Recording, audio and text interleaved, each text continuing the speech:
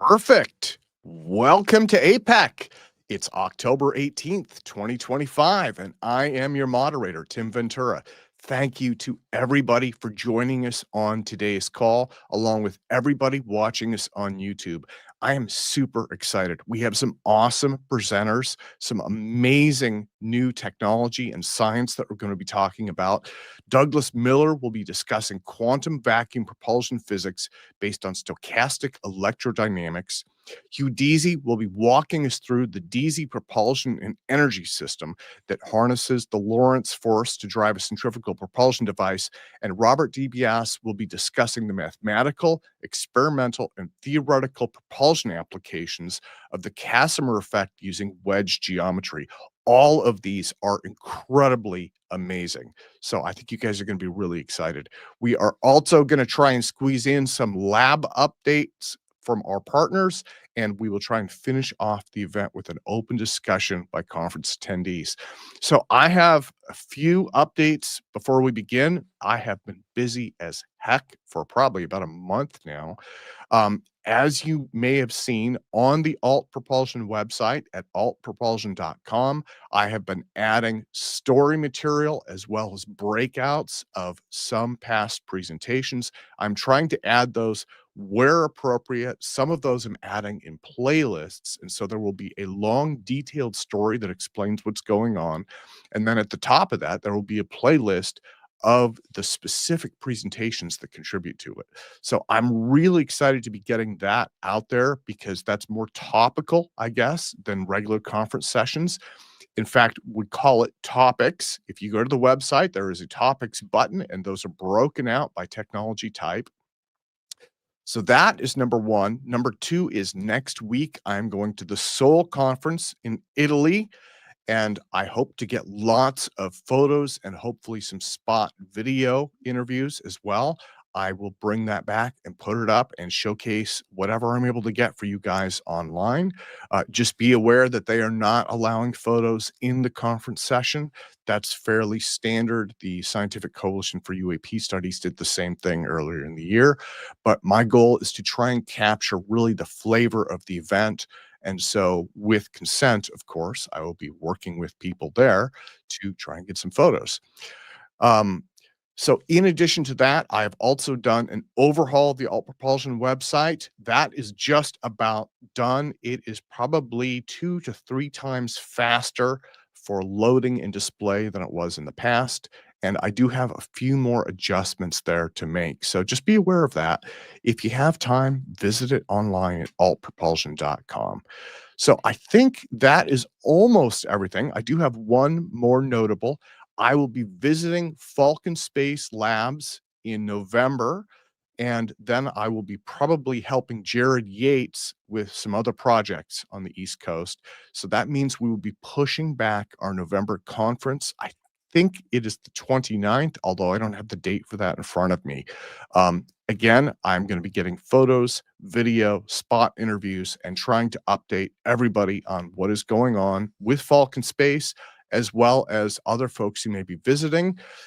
I'm doing that because this is our 5-year anniversary. So I am very, very excited about that. Okay, so without any further ado, let me bring Mr. Douglas Miller in. Thank you, sir. Thank you, Tim. It is humbling, and I feel completely honored to be invited onto your program to be able to present to you and your audience things that I am passionate about. Again, my name is Douglas Miller, founder of 0 Point Field Technologies, LLC. And my purpose today is to talk about what is possible with stochastic electrodynamics, otherwise known as SED. It is the science of the 0 point energy field. I'm going to present a brief story, a history of what we are most familiar with, which is quantum electrodynamics, the advent of stochastic electrodynamics physics, what the ZPE is, and finally, the exciting future that is possible in light of stochastic electrodynamics. So, Doug, let me take myself out and hand things over to you. And again, thank you so much. Just as a very quick note, You told me about this. We're connected on LinkedIn. When you first told me about this, you started to explain basically what comes out of looking at it from the SED model, and it is exciting. So without interrupting anymore, let me take myself out. I will be here in the background if you need me though, sir. Okay, here we go. Well, if you're like me, you've often wondered what happened to the Jetsons' future that we were so excited about growing up. We have watched as electronics have advanced year after year, decade after decade, while at the same time observing virtual stagnation in the realm of physics. Why, after a century, is there still no grand unification of physics? Why nearly 6 decades, for 6 decades, has the vacuum catastrophe of the cosmological constant problem persisted? You see, QED, quantum electrodynamics, predicts a vacuum energy density 120 orders of magnitude higher than what is observed, which, if true, would mean that we wouldn't be here. Despite QED being the poster child of modern physics, it also holds the biggest blunders in physics history as well. How many more decades or centuries must go by before we start to ask, is there more to physics?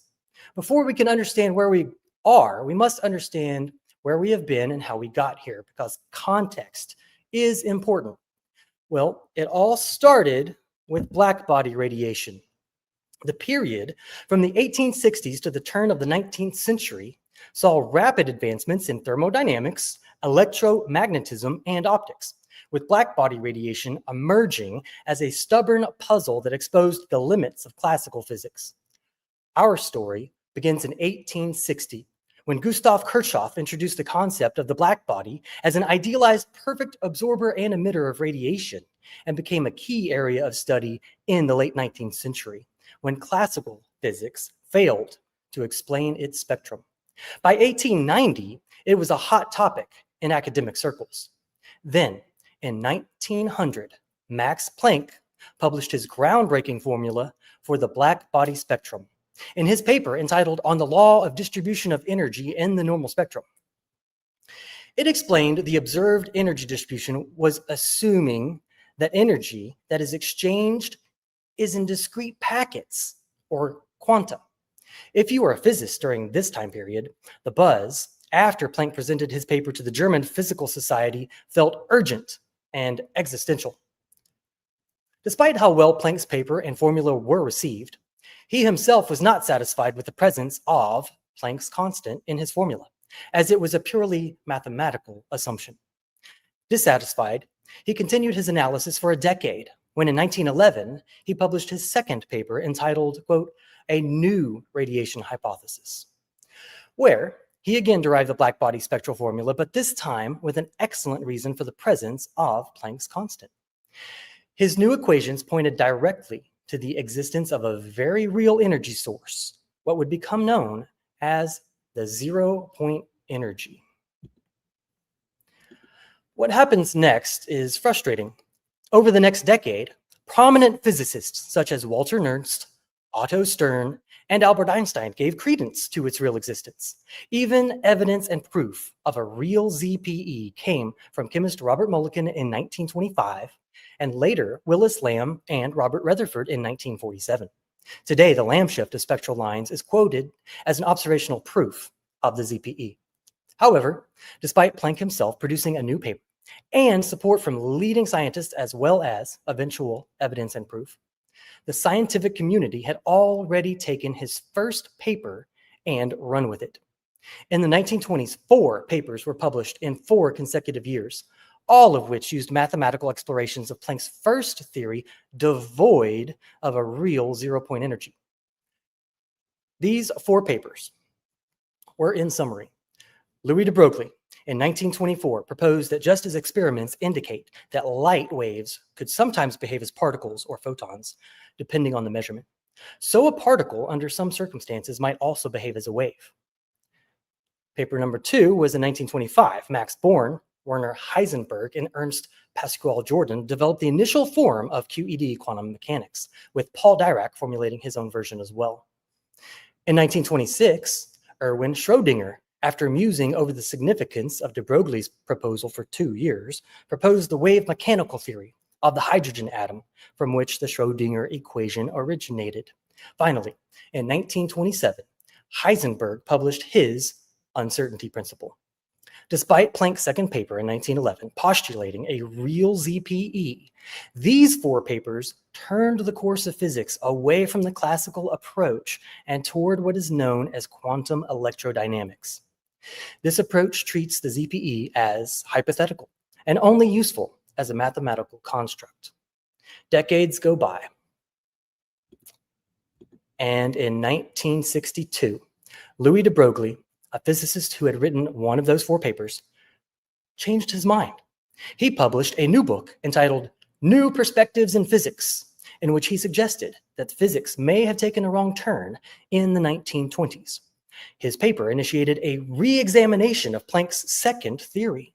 This examination concluded that the quantum processes written about in the four papers that had swung physics toward QED in the 1920s had viable explanations in classical physics if it assumed that the zero-point energy field is real.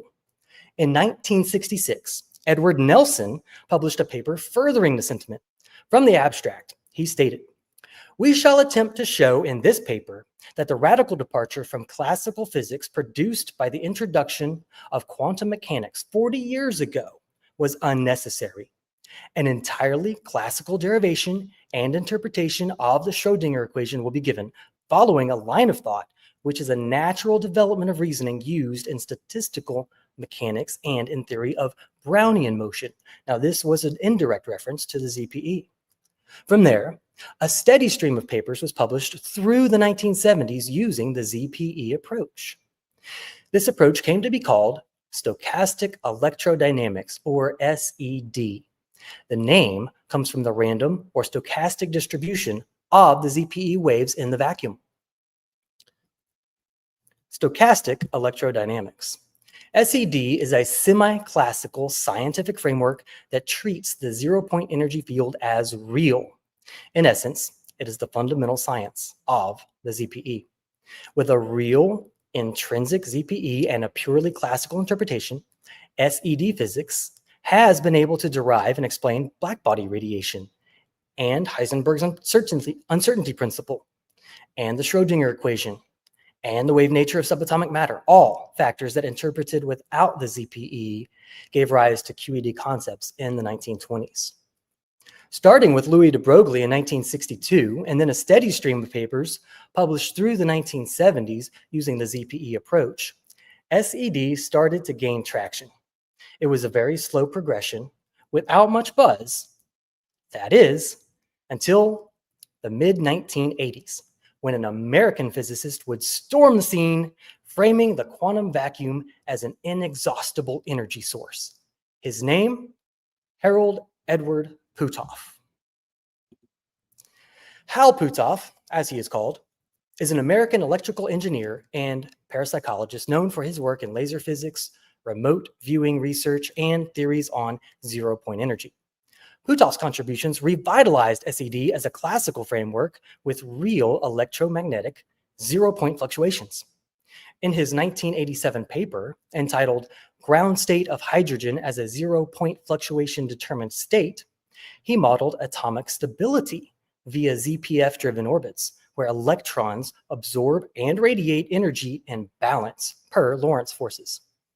His 1989 paper, Gravity as a Zero-Point Fluctuation Force, hypothesized gravitation from ZPF pressure imbalances, a concept built on Andrei Sakharov's proposal in 1968 that the gravitational constant was a consequence of zero-point fluctuations in the vacuum. With Bernard Heisch and Alfonso Ruda, Puthoff's seminal 1994 paper, Inertia as a Zero-Point Field Lorentz Force, posited mass as emergent from ZPF resistance. With these papers as a foundation, Hal Puthoff generated an urgent and existential excitement similar to that of Max Planck's first paper in 1900, and invigorated not just scientists, but the military, investors, foreign nations, and the public by framing the quantum vacuum as an inexhaustible energy source. He envisioned revolutionary applications from washers, dryers, and heaters being unplugged and powered by compact ZPE units, to future aircraft carriers sailing eternally on ZPE drives. Investors jumped on board. Government grants and contracts became abundant. He claimed talks and proposals with Arab oil producers to invest ZPE in ZPE to offset petroleum losses with the advent of free energy. That's a lot of buzz to look around now in 2025 and not see any ZPE powered homes. So what happened? Are we to assume that none of it worked out? Not necessarily. Anyone with an authority on the subject will not talk about it, because anyone with that kind of knowledge is bound by NDAs, especially Puthoff. That in and of itself is telling. Are we to assume that Puthoff's papers were the complete science on the matter and that there's nothing more to be learned? Absolutely not. And so we have a purpose to learn more and to press on. Let's recap Puthoff's version of SED. The version that we know about is a Lorentz invariant classical theory treating the ZPF as tangible waves, sustaining quanta, inertia, and gravity, sans QED's renormalization hacks. See, QED uses mathematical tricks to subtract infinities from equations, normalizing divergent vacuum energies without physical basis. Example, the cosmological constant problem.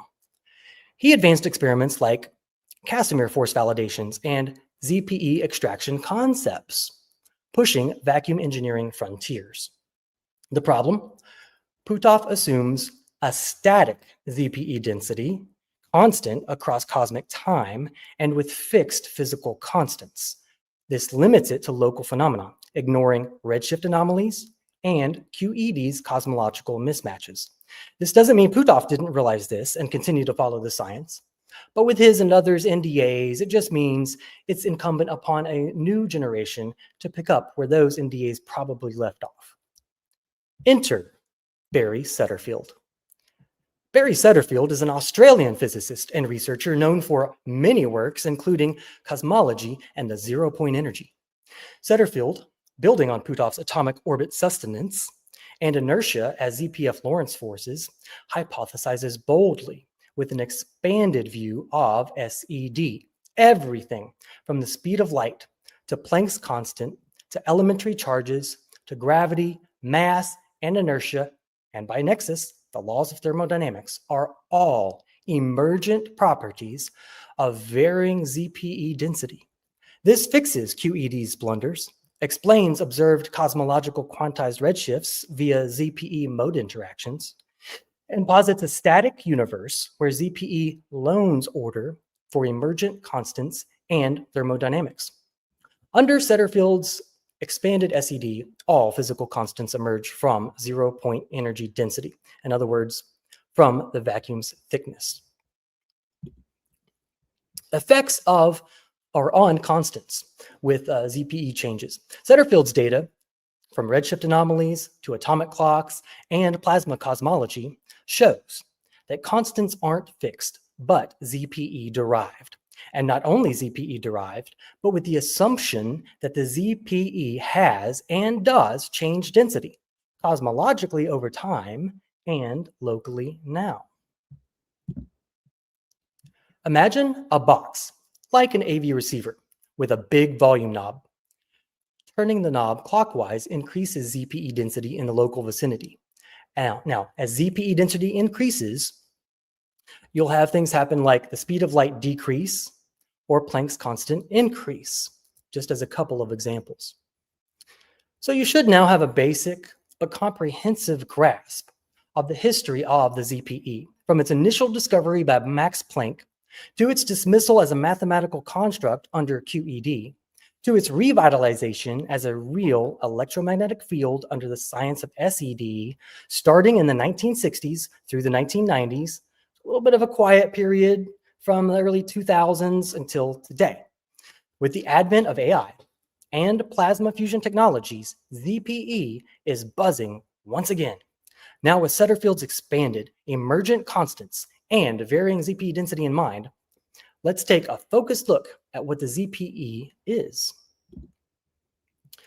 Whereas standard QED physics considers the ZPE to be a purely mathematical construct, SED considers it to be an inherent electromagnetic field of all wavelengths moving in every direction. Even if you were to perfectly seal a vacuum and cool it to absolute zero temperature so that all thermal radiation has been removed, there would still be measurable energy inside. For this reason, it is called zero-point energy. We don't notice it for the same reason we don't notice atmospheric pressure on our bodies. It is the same within us as it is outside of us and our measuring devices. The ZPE was discovered to be all-pervasive across the cosmos. The zero-point energy controls the mass of subatomic particles. Subatomic particles are usually assumed to be charged, without mass and in need of a mechanism to impart mass to them. QED's answer to this was the Higgs boson. However, there are lingering scientific doubts as to whether it does what the theoretical model wants it to do.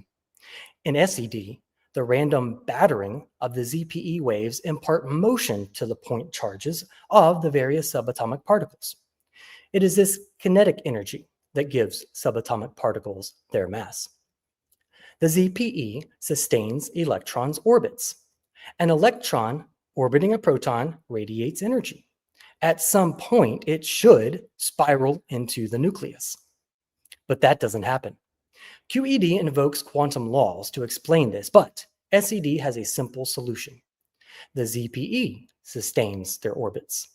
In 1987, Hal Puthoff wrote, quote, "Finally, it is seen that a well-defined, precise, quantitative argument can be made that the ground state of the hydrogen atom is defined by a dynamic equilibrium in which the collapse of the state is prevented by the presence of the zero-point field fluctuations of the electromagnetic field. This carries with it the attendant implication that the stability of matter itself is largely mediated by ZPF phenomenon in the manner described here, a concept that transcends the usual interpretation of the role and significance of the zero-point fluctuations of the vacuum's electromagnetic field." End quote. Thus, under SED, the very existence of atomic structures depends on the ZPE to sustain them. In other words, without the ZPE, all matter in the cosmos would collapse. Articles in New Scientist discussed this in July of 1987 and July of 1990 under the heading, "Why Atoms Don't Collapse." Well, how much energy is it? Physicist Richard Feynman and others have posited that the amount of ZPE in 1 cubic centimeter of the vacuum is upwards of 10 to the 37th joules. To put that into perspective, if we take the roughly 200 billion stars in our galaxy and assume their average radiation intensity is the same as our sun, and they all shine for 10 billion years, that is less than the ZPE energy found in 1 cubic centimeter of space. Now, I'm not German, and so forgive my pronunciation. Zitterbewegung. The ZPE consists of many more short wavelengths than long ones.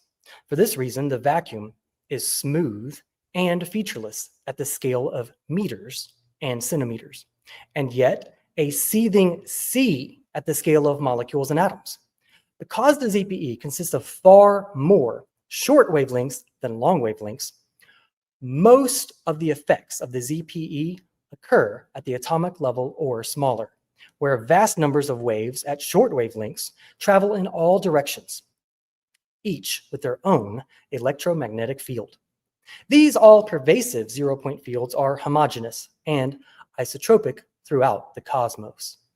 This is true all the way down to what is known as the Planck cutoff length, where the smallest wavelengths are absorbed into the fabric of space. This means enormous turbulence on the atomic scale.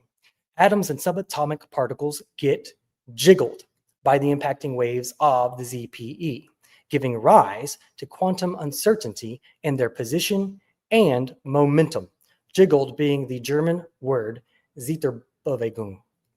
According to SED, the electron undergoes about 10 to the 20th random hits per second. This is also known as the Compton frequency. Impacting waves cause an electron to jitter and change directions 18,700 times per orbit around the atomic nucleus. Some ZPE effects that you may not be aware that you're aware of. This jittering of subatomic particles by the ZPE explains why cooling alone will never freeze liquid helium. Unless pressure is applied, ZPE fluctuations prevent helium's atoms from getting close enough to solidify.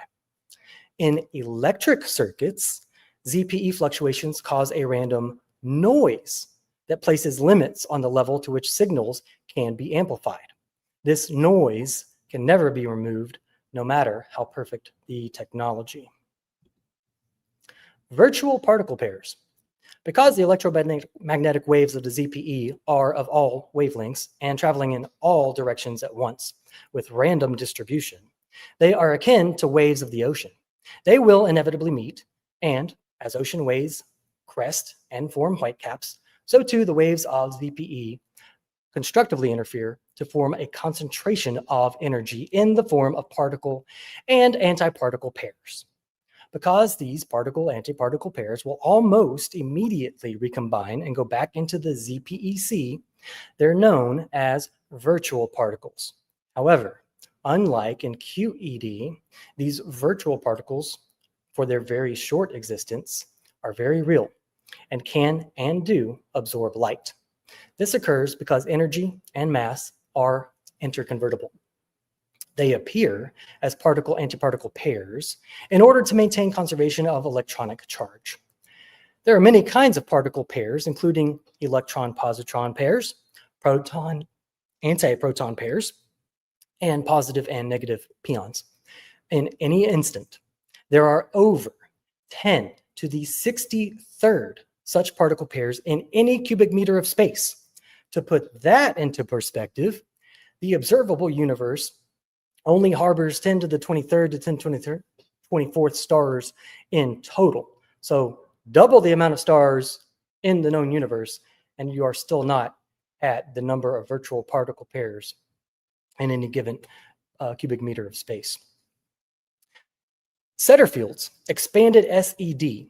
If the strength of the ZPE increases, then the number of virtual particle pairs present at any given moment also increases in proportion, and vice versa.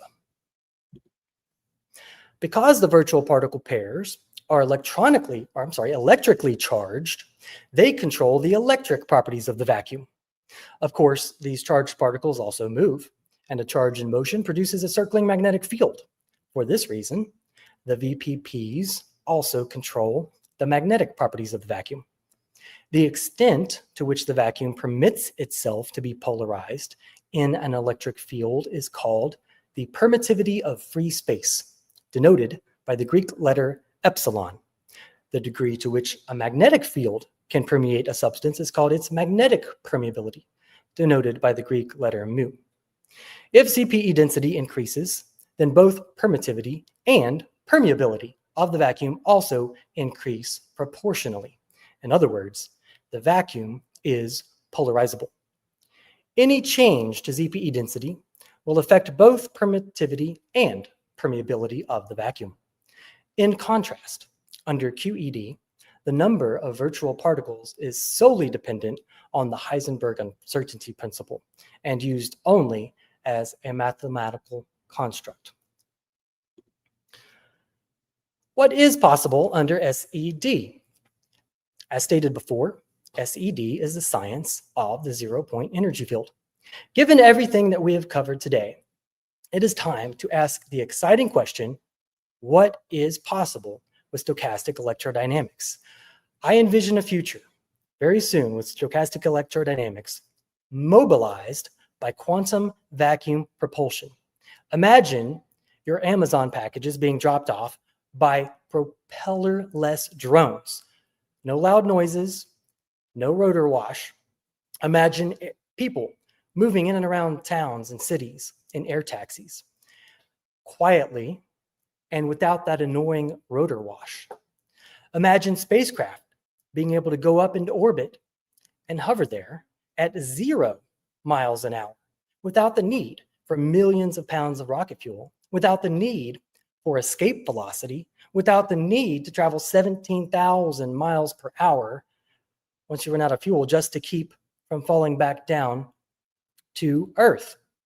This is the future that I see with Barry Setterfield's expanded SED and a very real ZPE. I first became fascinated by the zero-point energy field in August of 1998. At that age, I could read everything I got my hands on in terms of quantum mechanics, special relativity, general relativity, gravity. I mean, I really wanted that Jetsons future. And then I came across this exact copy of Discover magazine, August 1998. You can still see highlights in this article that feature Bernard Heisch talking about the zero-point energy field in terms of faster than light travel. It was a very fascinating article. Imagine my disappointment more than 20 years later, and we still don't have faster than light travel. But faster than light travel in ZPE is not what carried all the buzz. As we learned earlier, how Puthoff created buzz around the ZPE being an infinite energy source, and the buzz around tapping into the ZPE for free energy. Now, one quick swig of water. And here is what I have to say about that. I am not a proponent of free energy. There's no free lunch, and there are no perpetual motion machines. Let's say you have a paddle wheel that you stick under a waterfall. You attach a rod to the wheel and gears to the rod. You can do work. But that is not free energy. You have efficiently engineered and designed a system. You've engineered the system of energy that's present to efficiently loan order in one place that is repaid entropically somewhere else. And that is what I call foundational cornerstone number one, no free energy. The system, you can design it to loan order one place that is repaid entropically somewhere else. Analogy number two, the ocean. The ocean is vast. The ocean is powerful for all intents and purposes. It is an infinite energy source. And yet, we don't stand at the edge of the ocean and say, how can we tap into this seemingly infinite energy source for free energy? Well, people probably have, but there's a very simple reason why we don't. They figured out it's not a very efficient use of the system. Well, what do people use the ocean for? Navigation. They figured out you could build ships that use propellers that push off against the medium of the ocean for thrust, for propulsion. Likewise, my idea is that we can sail the quantum sea in much the same way we sail the ocean. So what did people design? They designed ships with propellers. Well, what does a propeller do? A propeller is designed to create higher pressure on one side of the blade, lower pressure on the other side. That creates a directional force for propulsion. And so when people talk about the ZPE being so much energy and so many virtual particle pairs, it's talked about in terms of density. A density, I believe, can be treated as a medium that we can push off of with something of the effect of nanopropellers. I've had this itch in the back of my mind for years. Can't we design nanopropellers to push off the quantum vacuum for propulsion? Well, is there something at the quantum level that does create higher and lower pressure, a pressure differential? Turns out there is. It's called the Casimir force.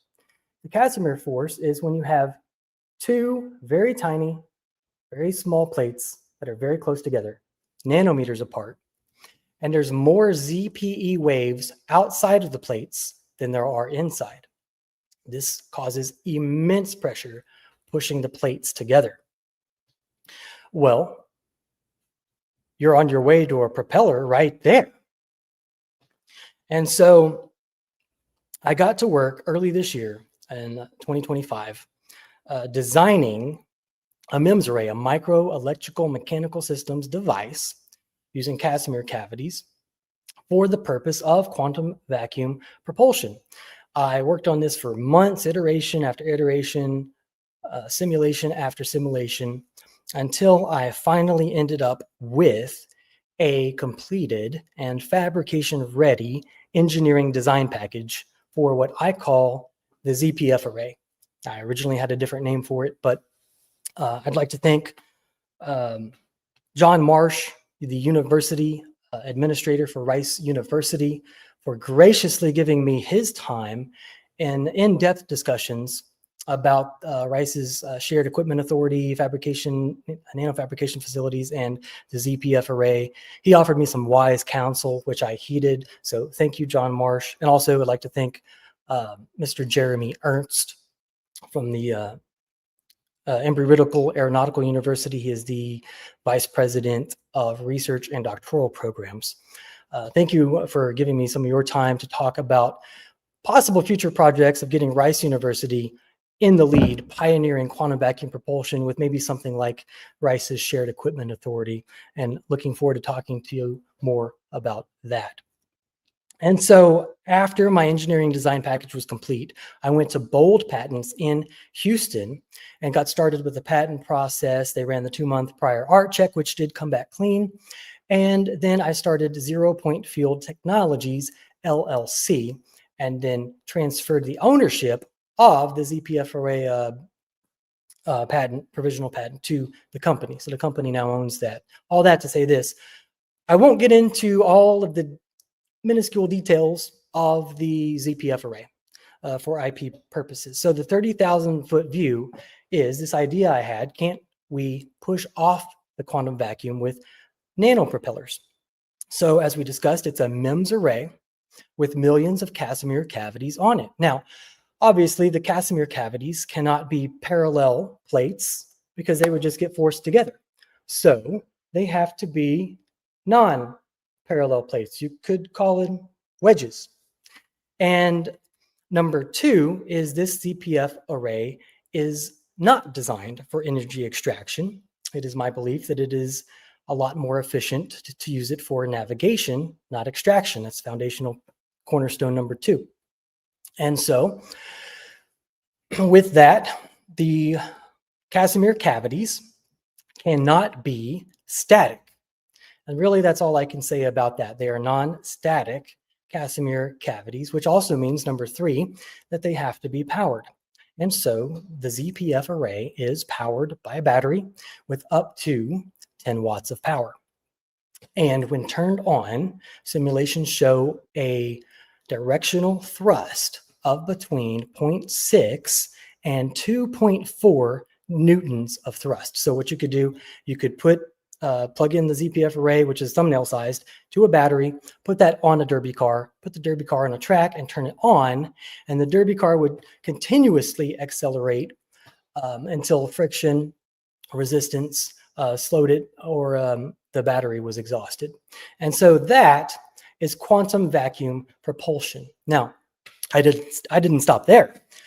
I wondered if I could design a propeller to get a bigger bite out of the ZPEC.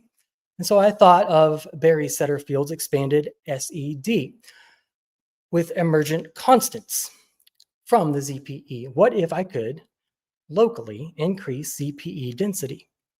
Could I get a bigger bite? Well, so I thought best way to do that is a hydrogen atom. You jitter a hydrogen atom that creates secondary electromagnetic fields, and then more virtual particles, which should increase thrust a tiny bit. And so simulations did in fact show a tiny increase in thrust. That's not the exciting part. The exciting part is what happened next. I said hydrogen.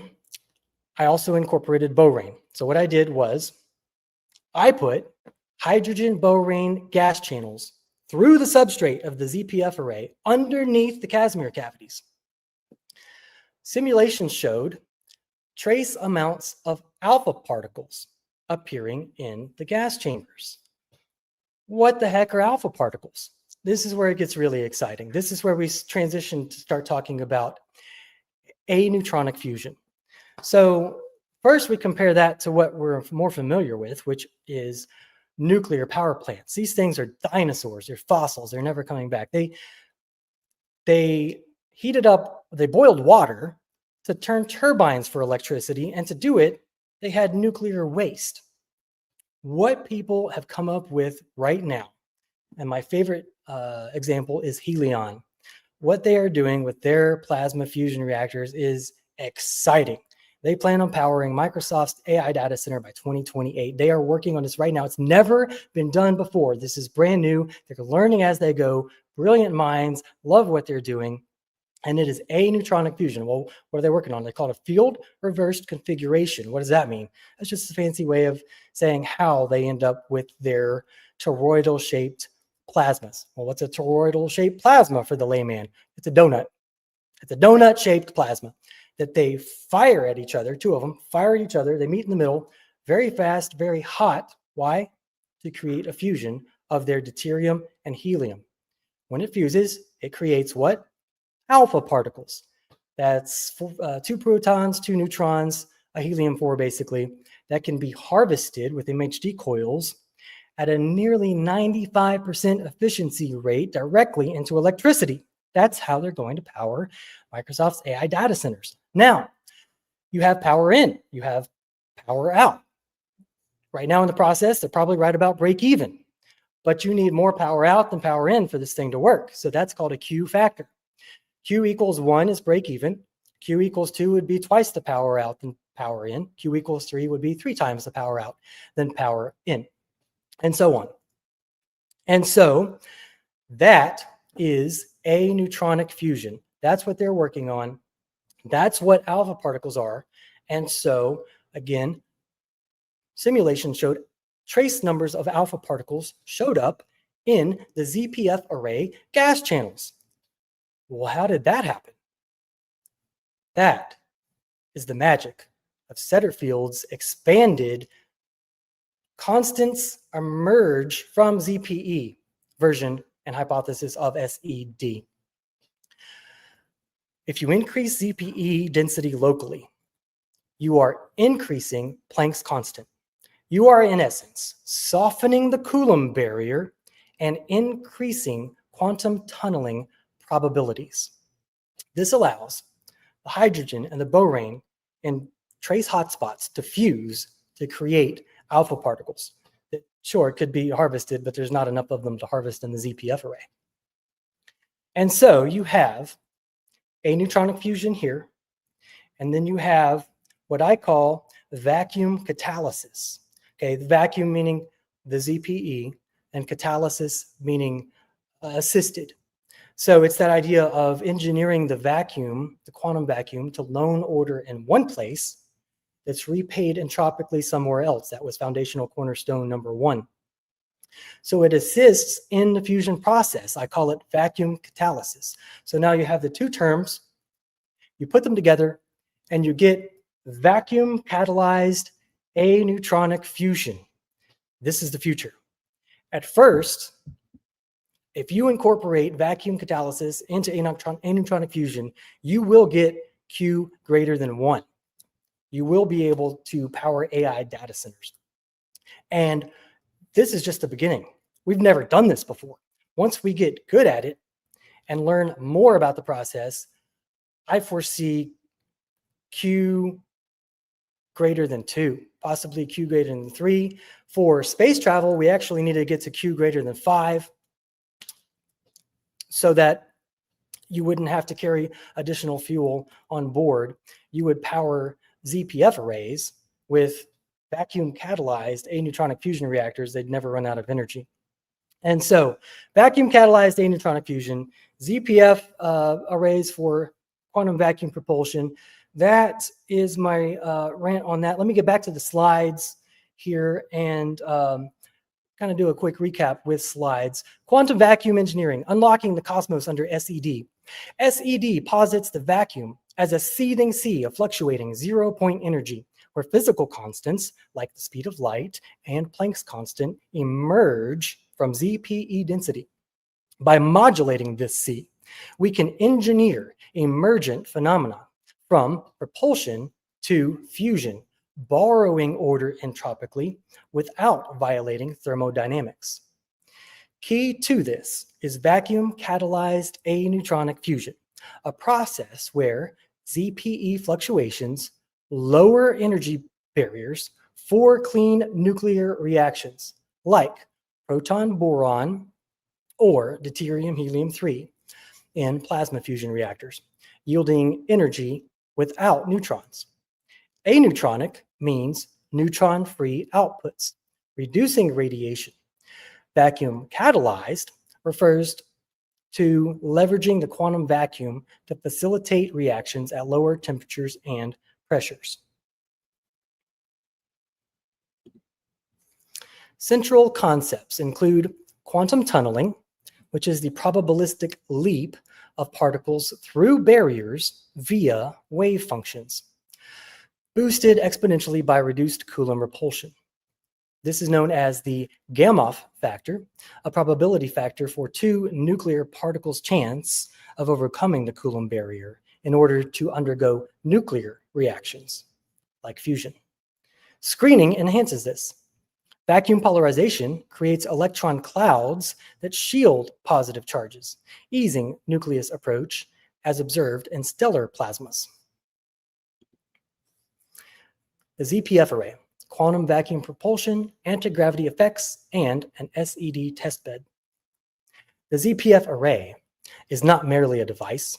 It is the first deliberate human attempt to engineer the quantum vacuum as a programmable medium, a nanoscale forge where the fabric of reality itself can be reshaped. In the language of stochastic electrodynamics, it is a coherent resonator array that exploits the zero-point field not as a passive background noise, but as the dynamic substrate from which inertia, gravity, and even the fundamental constants of physics emerge, grounded in the foundational insights of Heisch, Ruda, and Puthoff, who posited inertia as a Lorentz drag force arising from ZPF interactions, and extended by Setterfield's variable constants hypothesis. The ZPF array transforms theoretical speculation into empirical machinery. It is at its core a testbed for unifying quantum mechanics and relativity through vacuum modulation, challenging Einstein's immutable constants and Planck's quantum discretization by treating them as emergent properties of ZPF density. To grasp this, consider the vacuum catastrophe. Quantum electrodynamics predicts an infinite or catastrophically high vacuum energy density. Yet, observation yields much less. SED resolves this by modeling the ZPF as a finite classical stochastic field where only a fraction of the field couples gravitationally via virtual particle pair polarization and inertial drag. Now, we didn't talk a lot about that, but that is one of the key differentials between QED and SED, and the solving of the cosmological constant problem is that only a fraction of the ZPE couples gravitationally under SED. The ZPF array engineers this finite zero-point field locally, using millions of tiny Casimir cavities to induce anisotropy. Each cavity creates directional Lorentz imbalances. Fringing fields penetrate subsurface hydrogen-boron channels, stimulating electron zitterbewegung to amplify ZPF density by 10 to 20%. This isn't passive Casimir attraction, it's active vacuum stress engineering, yielding baseline thrust of 0.6 to 2.4 newtons at 10 watts of power. That's quantum vacuum propulsion. Ultimately, its capabilities transcend propulsion, probing the vacuum's deepest symmetries.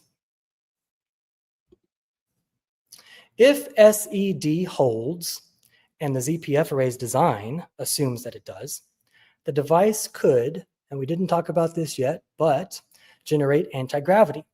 By polarizing the virtual particles under external fields, it could modulate gravitational coupling, producing upward forces of 1 to 9 newtons per centimeter squared. This isn't anti-gravity as mass negation, but vacuum gradient engineering. So that's a separate upwards force compared to the quantum vacuum propulsion directional Lorentz force across the chip. Catalyzed aneutronic fusion. In fusion, the Coulomb barrier is the electrostatic repulsion keeping nuclei apart. An increase in ZPE increases permittivity. Epsilon increases with denser fluctuations, effectively lowering the Coulomb barrier by 10 to 20%. HRP zitterbewegung jiggles amplify screening, boosting tunneling probabilities and Planck's constant increasing, broadening uncertainties. And the ZPF array, this catalyzes aneutronic proton-boron alphas at lower energies. Hydrogen flow plus fringing fields ionize gas, enabling nuclear pre-excitation. ZPF-induced nuclear pre-excitation refers to the ZPF array's ability to elevate nuclear systems into a heightened vacuum-modulated state short of full fusion ignition. I didn't talk about that earlier. I could have, referring to Helion's reverse field configuration plasma fusion reactor, but basically they're not worried about ignition. All you got to do is extract the energy from the fusion, the alpha particles. And so they just pulse a lot of toroidal-shaped deuterium helium plasmas at each other. And they're not worried about ignition. So I meant to say that earlier. Under SED assumptions, the array densifies local zero-point energy via fringing fields and hydrogen-induced zitterbewegung, softening Coulomb barriers. This pre-excites proton and nuclei, exponentially boosting quantum tunneling probabilities for trace aneutronic events, again, sporadic alphas 10 to 100 an hour. Vacuum catalyzed aneutronic fusion here means ZPE gradients act as a non-thermal catalyst and loans fluctuations to assist reactions, repaid entropically without violating conservation. Relation to ZPE array boosts, trace alphas and heat feedback into the cavities, raising nonlinear enhancement, amplifying thrust via stronger Lorentz imbalances, and amplifying anti-gravity if we're doing those tests as well. ZPE Plasmoid Engines for rocket fuel-free space drives. So I didn't do anything in this presentation on faster than light travel, but if you use ZPF arrays for quantum vacuum propulsion in space, that's what this is about. Plasma aneutronic fusion reactors are the future. Not only will they start with AI data centers, they will eventually power the grid. Take that to the bank. Companies like Helion are working right now to achieve Q greater than 1, which is net energy gain. With this technology applied and the Coulomb barrier lowered, vacuum catalyzed aneutronic fusion simulations project Q rising to 1.2 to 1.5 initially. Now that's a 20 to 50% gain, and then scaling to Q greater than 2 or 3 or beyond with future advancements. With vacuum catalyzed aneutronic fusion as the power source, you could then scale the ZPF array. Remember my prototype, I didn't say the size, it's thumbnail sized. Scale the ZPF array and then make many more and then power them with vacuum catalyzed aneutronic fusion reactors. For now, this is my version of a ZPE drive for space travel. A trip to Mars could potentially be done in weeks, not months. And I mentioned before, in order to not run out of energy to power the reactor, we would need to attain Q greater than 5. This would be achievable with scaling and advancements. Ultimately, I hope that we do learn ways to use changes in ZPE density to create either warp bubbles or a macroscopic quantum tunneling for space travel. That would be the ultimate. But with the amount of energy that can be created by using Setterfield's expanded stochastic electrodynamics with vacuum catalyzed aneutronic fusion, first we'll power the data centers, then we'll power the grid. And with that much electricity on hand, you're talking about a potential for an advanced civilization. You're talking about having things that you see on Star Trek, like replicators, with that amount of electricity at our disposal. In conclusion, we talked about the discovery of the ZPE by Max Planck in 1911, the dismissal of the ZPE as a real inherent property of the vacuum with the birth of quantum electrodynamics in the 1920s, the advent of stochastic electrodynamics and a real ZPE in the 1960s, its progression through today, a brief analysis of what the ZPE is, and finally, what is possible with Setterfield's expanded SED physics. I'll just end by saying this. If Setterfield is correct, and the constants in thermodynamics are in fact emergent properties of the ZPE, and if we can successfully increase and decrease ZPE density locally, then we are in essence modifying those constants toward desired effects to lone order in one place that is repaid entropically somewhere else efficiently. And the applications would range across all fields of science, not just energy, not just aeronautics, not just space. ZPF arrays might be extremely beneficial in the medical field, for example. If vacuum catalysis can help aneutronic fusion reach full ignition, which is self-sustaining fusion like a star, then we would have the amount of electricity needed for an advanced civilization like Star Trek type scale, as I mentioned before. And this concludes my presentation. Thank you for listening. That is amazing. See, I knew when you sent this to me, I was just like, that is going to be so cool. Yeah, I love this walkthrough. Let me bring all the folks that we have with us back in. I'm going to take out the slide deck. Guys, put your hands together and give an enormous applause to Mr. Douglas Miller. Doug, thank you so much, man. That's awesome. You mentioned that you did not cover FTL. I would love it if you wanted to come back and talk about faster than light travel, wormholes, as well as drill down on aneutronic fusion. That is an area. Oh, I'm sorry. Go for it. That will be a future thing for sure. A lot of work to do on that, though. Yeah, well, and if I could interject for just a moment, I used to go to the ISNPS STAFE conference, and aneutronic fusion, because it's not giving off certain types of radiation, right? It's not giving off those fast-moving neutrons.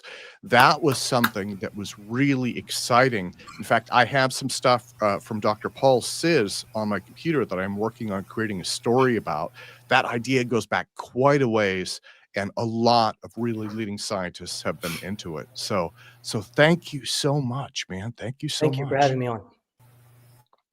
Okay, so let me see. We are just about at the top of the hour. I'm going to bring Mr. Hugh Deasy in. Hugh, welcome, sir. And let me take everybody else out. Okay, and you have a presentation for us. I actually uploaded this. And so this is the Deasy propulsion and energy system. So just as a quick caveat, because I uploaded this, I have to do the next or previous on the slides. So just let me know when you need to do next slide, and I'm here for you, man. Oh, Hugh, you are, it doesn't look like you have audio. Maybe it's muted on your end. But your video looks great, sir.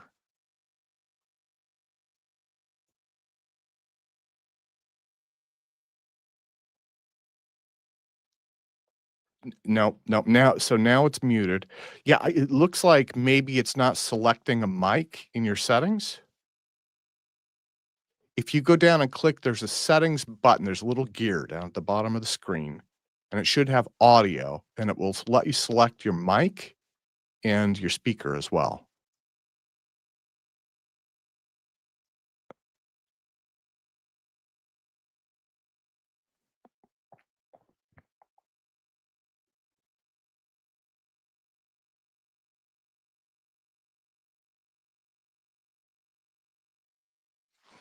Yeah, I still can't hear you. Again, try it's the gear button, and that should pop up a little box on your screen, and then it should have an audio as kind of a drop down there. And it should have your mic, and it should show the levels live.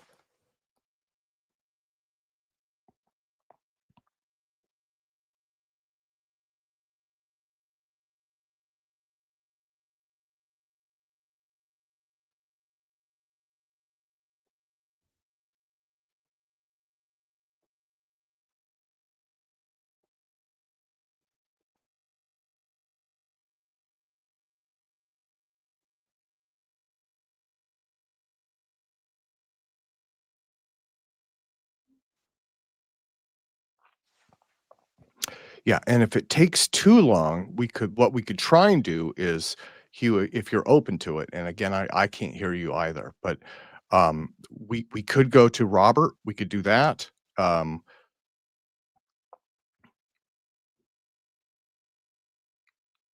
give it another minute and see. And let me apologize for the inconvenience, sir.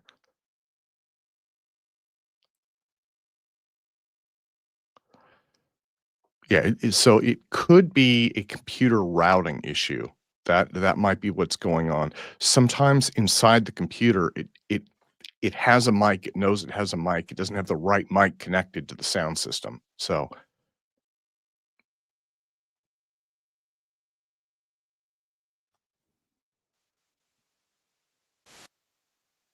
oh, I heard you for a moment, I think.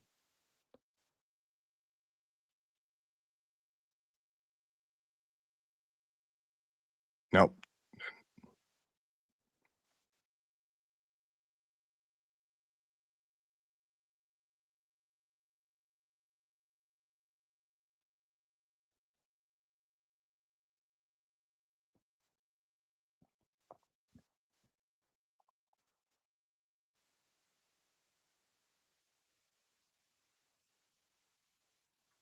Okay. Well, Hugh, why don't we do this? If it's okay, why don't I go to Robert DeBiase?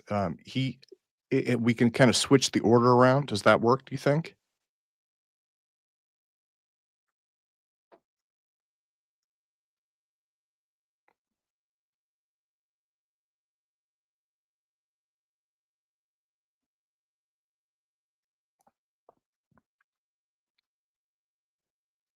Okay, so let me do this. I'm gonna take the presentation down.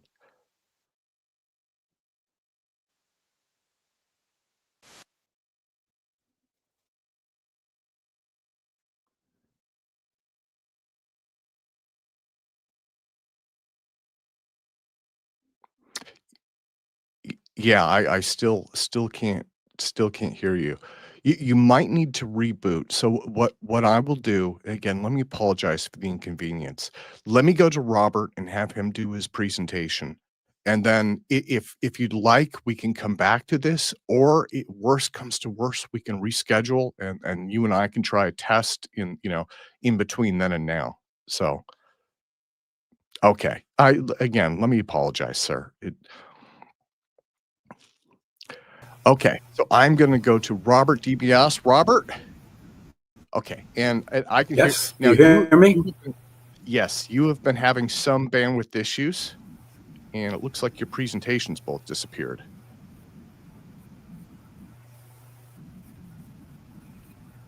Oh no. Do I have to reload them? Well, let me see.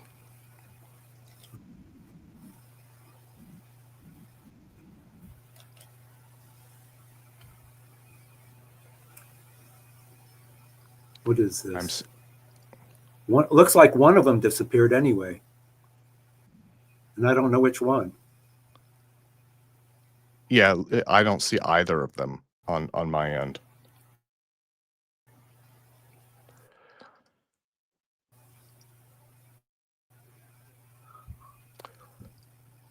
Okay, but I do have, let me see. I have the update. So let me do this. I guess I have to reload. Well, I can do it for you actually. So what I will do this, and again, I'm going to have to use the vacuum. I need to be able to. Yeah. Okay. No, that won't work. It'll take too long. I have to be able to do this.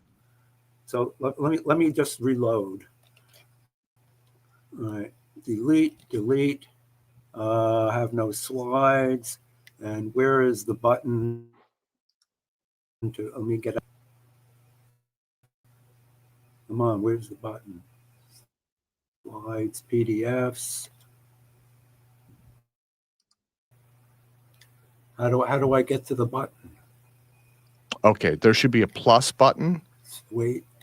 Yeah, slides and PDFs, and then down at the bottom, it's your computer, and it's going to upload them.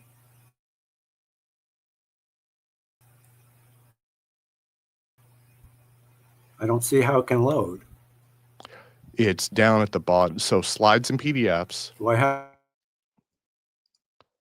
to? And then it's get in or from scratch? Yeah, it looks like you must have removed them. I don't get this at all.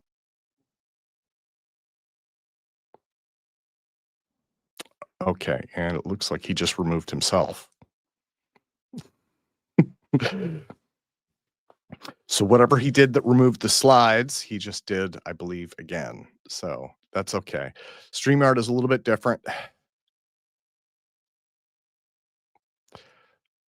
So I'll bring you guys in. We can chat for a bit if you want. Joel, you had some questions for Doug? Yes, actually, thank you, Doug. It was a very interesting presentation. I really enjoyed it.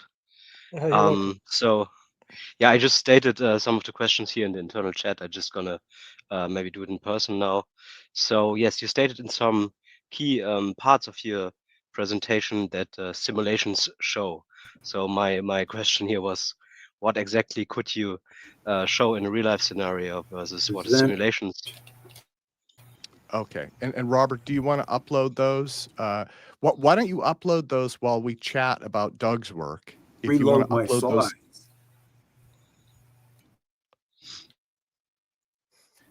Yes, thank you, Joel, for the question.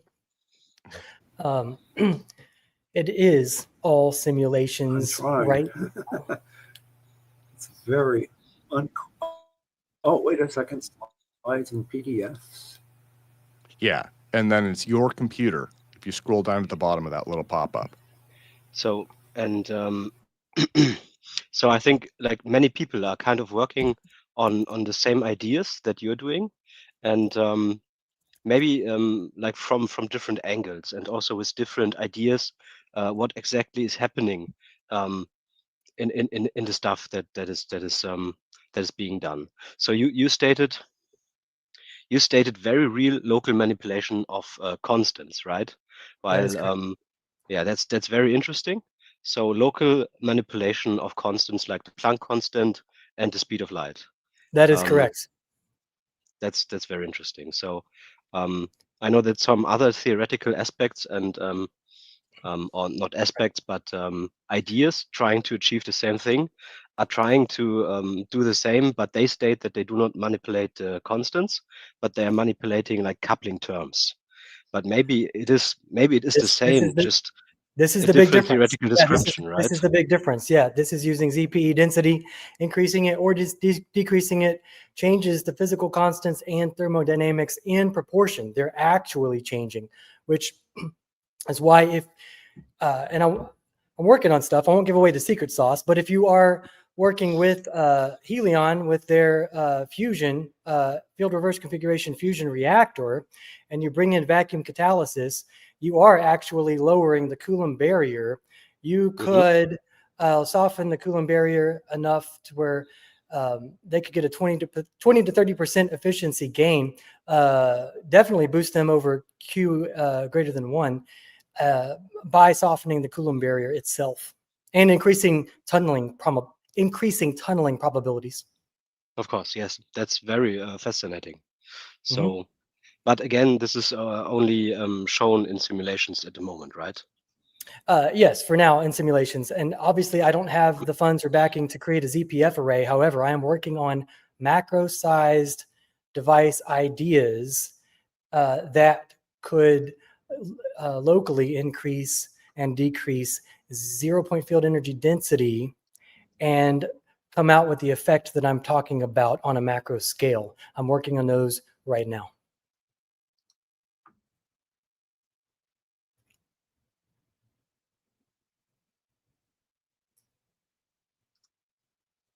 Okay, and let me see. We have the first one there. We have our first slide.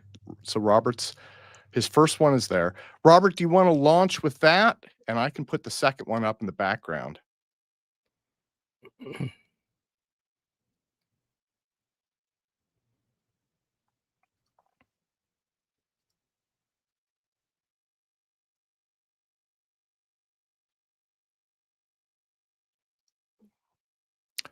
Okay, and it's saying you don't have a mic now.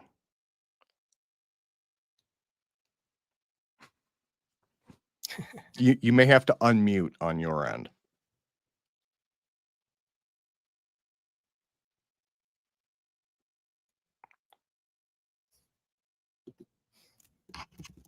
Oh, there we Can go. you hear me now? I can. Great. Let me do this then. Robert, if it's okay, I have your first slide deck. Can you hear me now? Yes. Okay. And so I'll take Doug out and let me Can you hear apologize me to now? you No. as Oh, wait a second. yeah, Can you hear me now? I All right. can. Wonderful. Again, my apologies for the inconvenience. StreamYard is a little bit different. It has many advantages, but it can be a little unfamiliar sometimes. So Robert, let me, again, demonstration of macroscopic external Casimir forces using wedge geometry. You have an amazing presentation. Thank you so much for presenting this for us. So I showed you before we started how to use the back and forward buttons. I'm going to take myself out and just let me know when you want to put the other presentation up. And since we did have another fellow who's going to present today, he's not able to. So if you do run over that, I think that is okay. And if not, totally cool. So thank you very much. Okay. Hopefully this will work.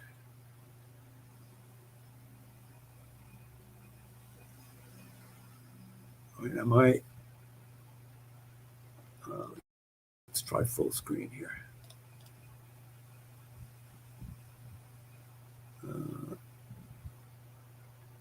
Okay. Looks like. Can you hear me? Am I? Yes. Yeah. You are Okay. all set, sir. You are all set. Okay. Good.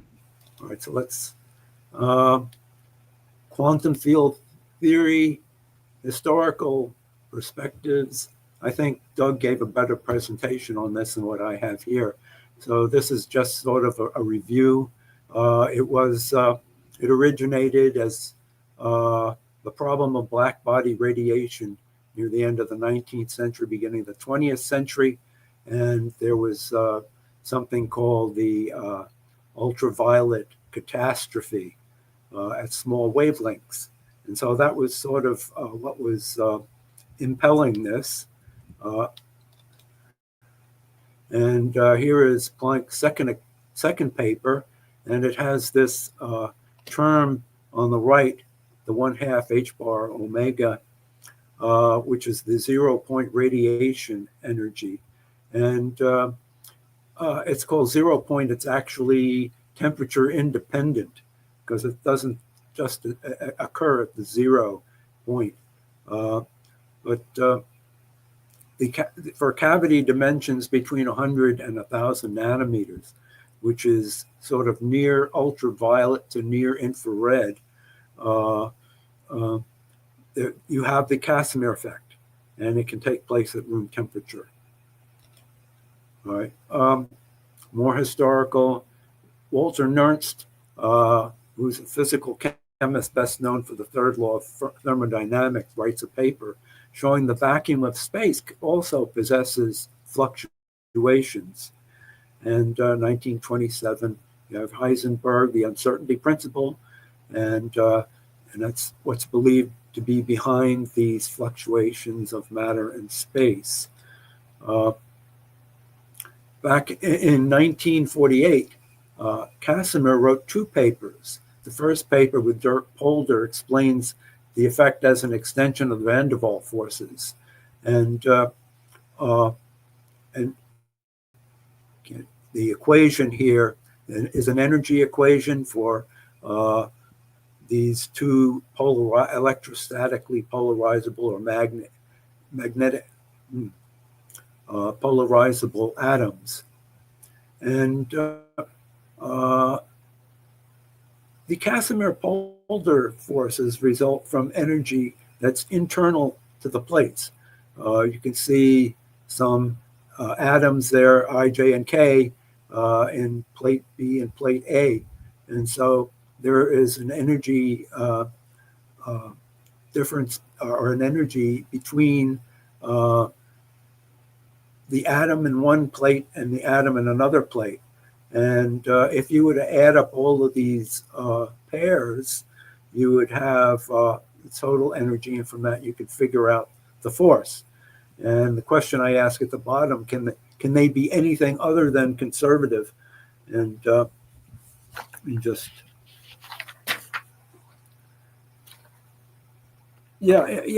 interestingly, the Casimir force are known to be non-additive for many cavity geometries.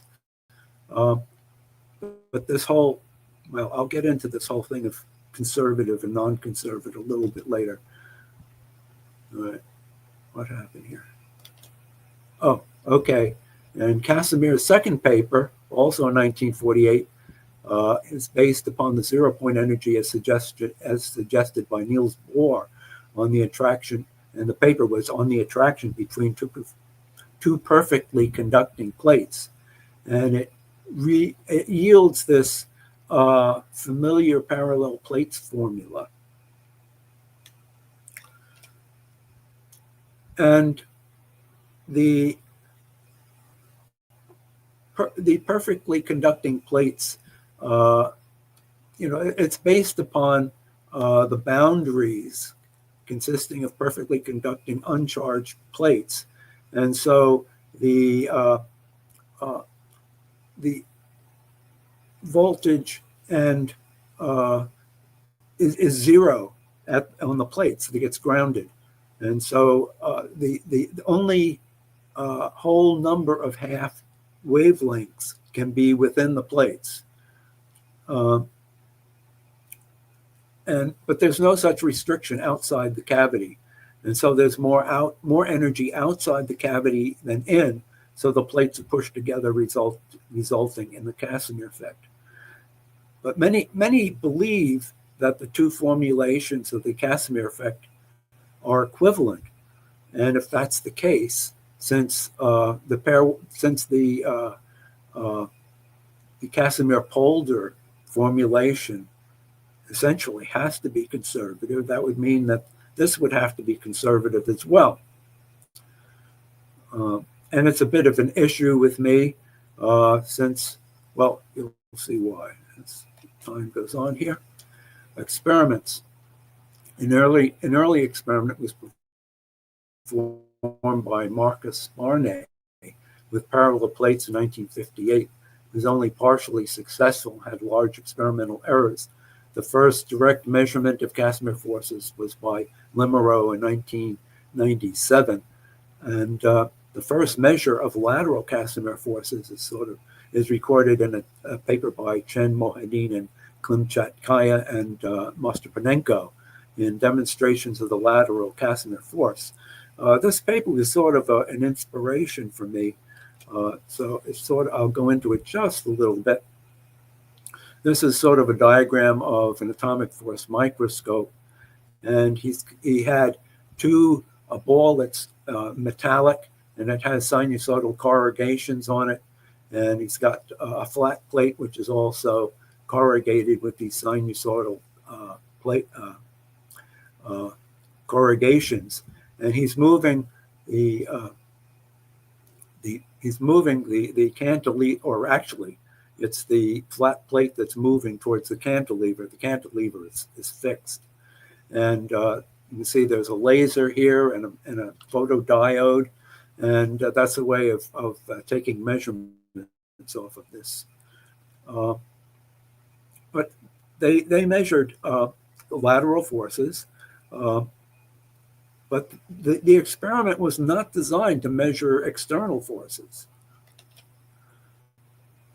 So this takes us to perfectly conducting wedges. And there are a number of papers here. The first one being in 1979 by Deutsch and Candelas. But there have been a whole bunch on the perfectly conducting wedge.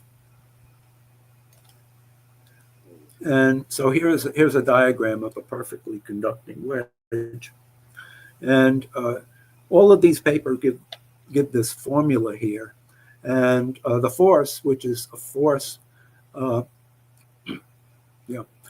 is a force per area, which essentially is a pressure.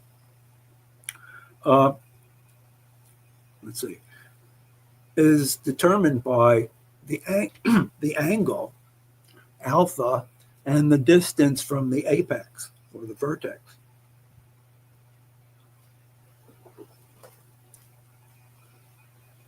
And so you can see there are two forces in red that are perpendicular to the plate. And if you decompose these forces, you'll get two forces that are equal and opposite and cancel out.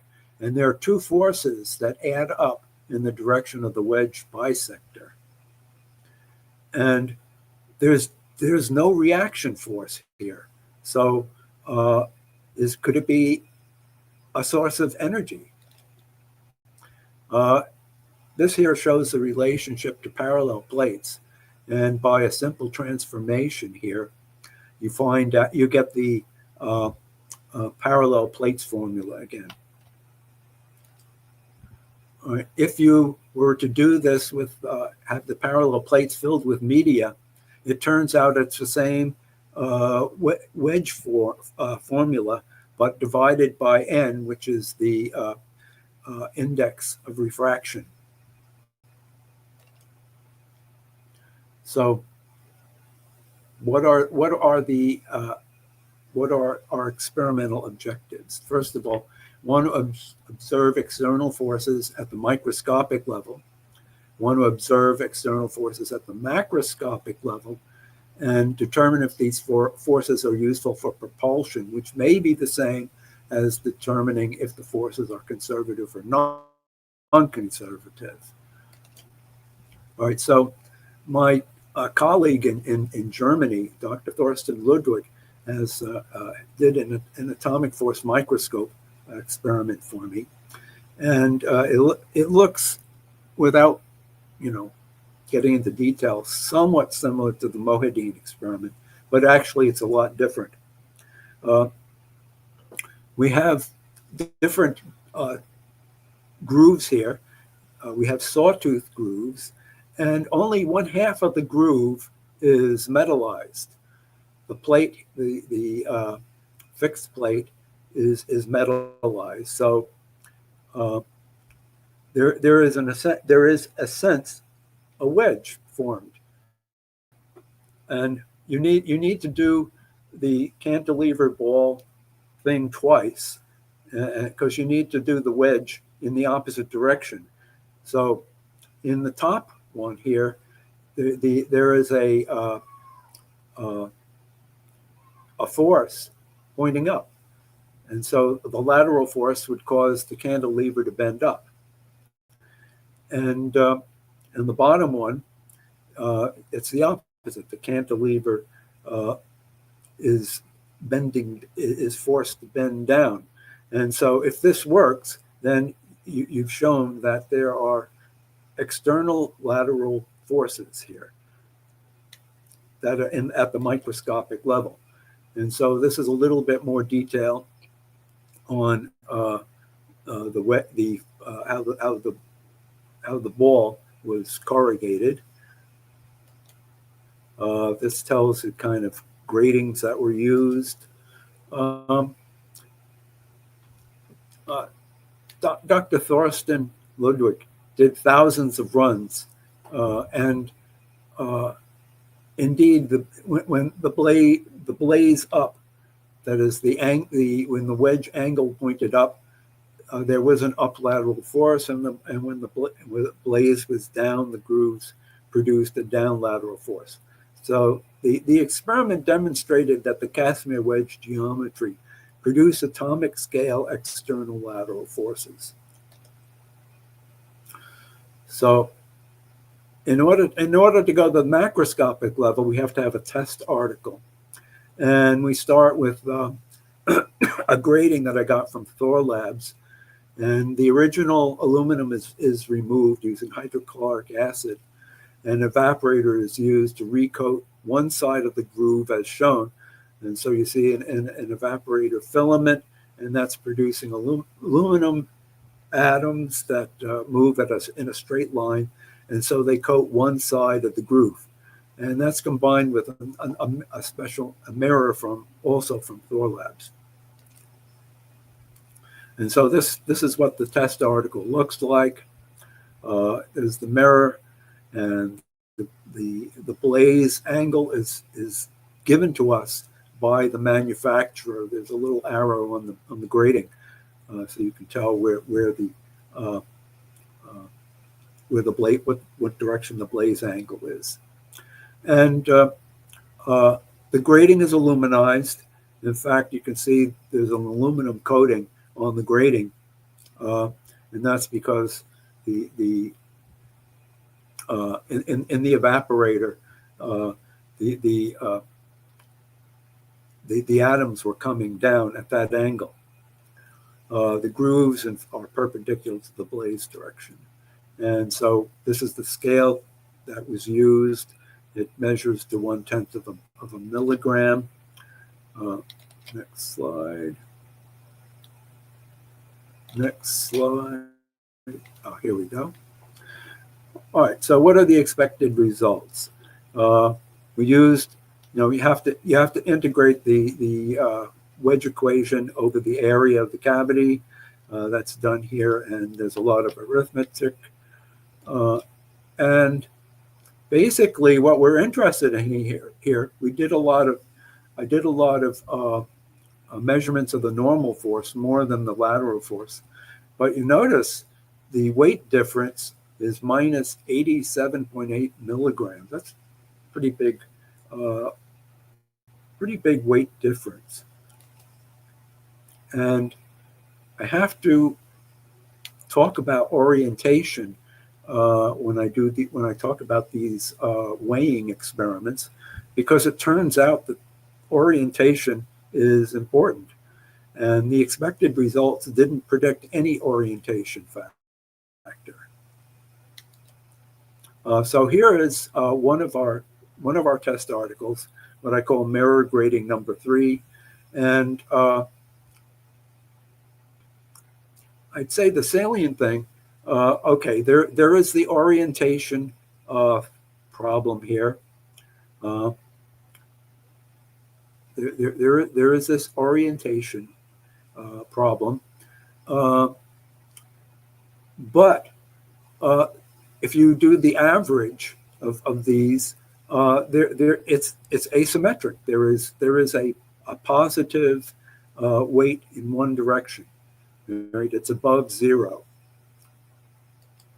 All right, so this is another grating, has a different pattern. I'm going to go through these kind of fast because they're sort of boring. But notice in all cases, there is an up and a down. They're both positive and negative measurements. There is this orientation thing. The orientation differs between different test articles, and there is this asymmetry. In this case, there's a positive net amount. This is lateral force. This here is, I oriented it 90 degrees counterclockwise. Let's see. This is with the doors open. This is in a Faraday cage. So I'm trying to get a handle on what's going on with the orientation. And this is, this is number 4 again. I have to go back. These here have loops. All right, it says GM4 with loops, and the loops are on the paper clamps. There are these things you press to open up the paper clamp. Okay, so you take those loops off, and it changes it. It lowers the amount that you get out here, the amount of force. I think I have an idea why. Here's another no loops. This here is another, this is GM number 5, GM number 6. Now this here, it has the average weight difference is actually negative. And this is, the weight difference is positive. This is GM number 6 again. GM number 7, weight difference is positive.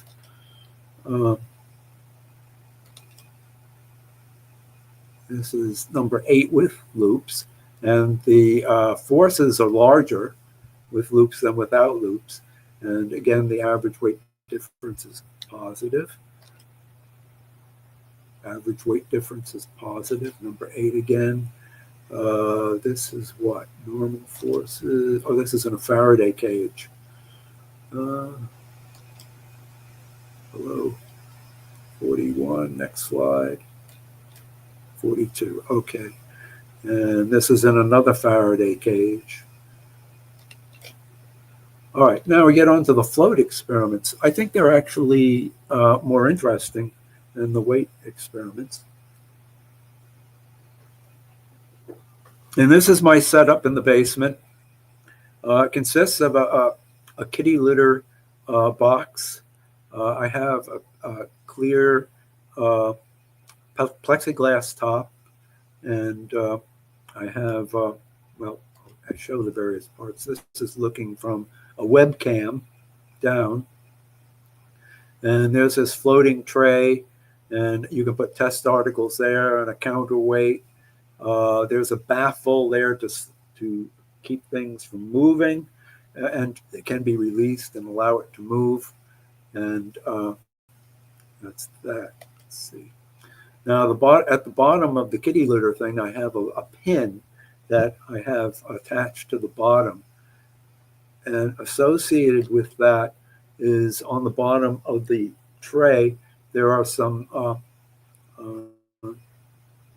washers that I glued on, so which will allow it'll allow the tray to rotate, but it won't allow it to translate. So here is a graph. This here is what's going on here. This is the angular position in degrees versus time in seconds. And the blue line is clockwise rotation, and the red line is counterclockwise rotation. All right.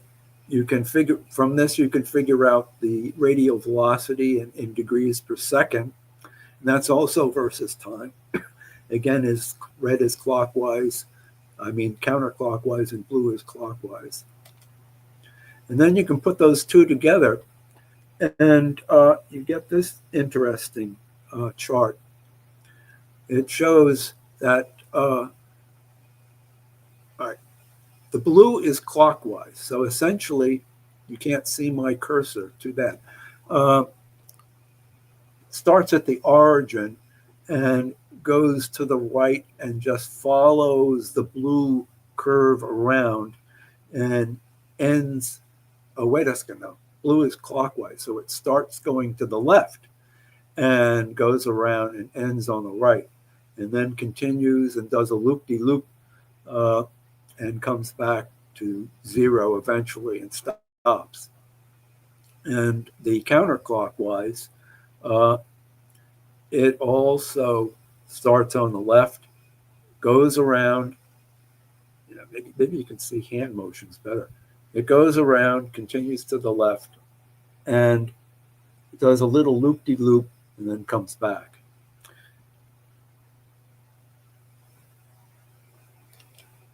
All right, now this here is GM5. Again, you have position, radial position versus time, radial velocity versus time. And in this case, there's a very large counterclockwise component and a very small clockwise component. This is for GM number 5. Let's see, what's this here is GM3 and GM5 together. All right. And see that there are 2 bumps here. I think let's go right to this. All right, so on the left one here, this is the normal scale, and you can't even see the clockwise rotation. All you can see is the counterclockwise, and so it goes around. It does a little bump there, and then big bump, and then comes back.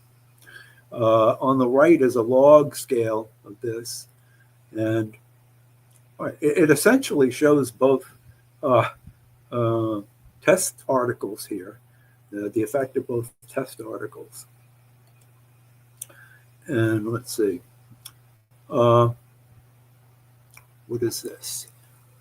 Oh, I wanted to get a feel for how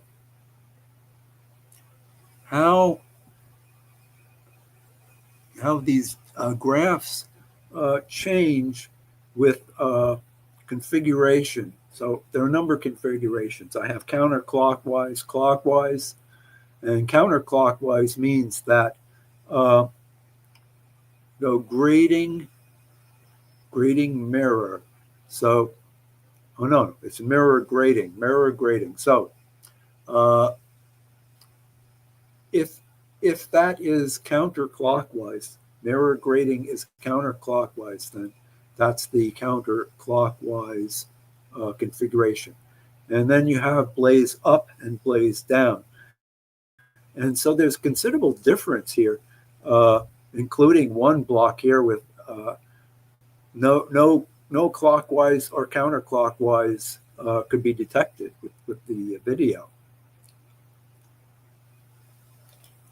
And this is for, the last one was for GM3. So this is the same thing for GM4. A lot of differences depending upon the configuration. This is GM5, same thing. Again, lots of differences depending upon the configuration. All right, then I went on to unmodified gradings, and what are the expected results? And then you start with the basic wedge equation, and you integrate over the area of the cavities, and you have a different cavity here. In the test article, the cavity was determined by both the grating and the mirror. In here, the cavity is totally in the grating. Okay, and what are the expected results? All right, the weight difference for this is a positive 40.34 milligrams. So that's a fairly large amount.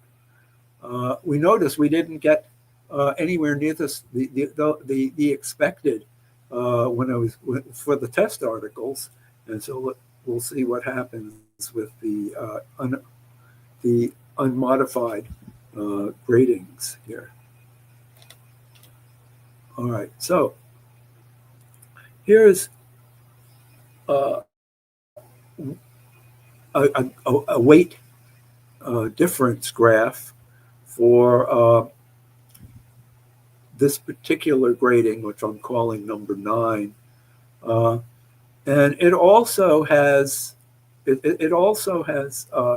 an orientation problem, call it. However, it is highly skewed in the negative direction.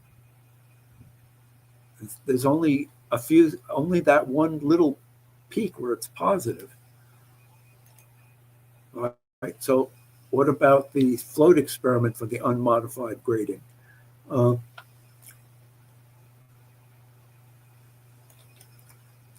right, so we got the angular position versus time, angular velocity versus time, and here's the plot of angle versus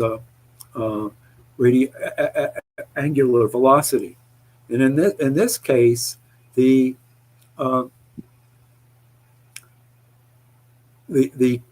clockwise,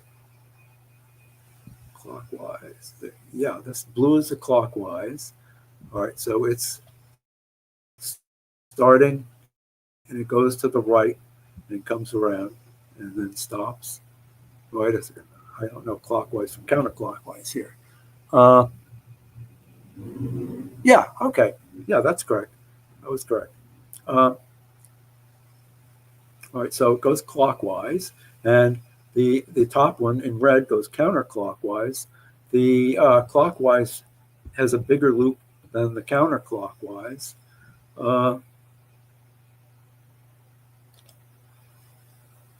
And here's a discussion of the results.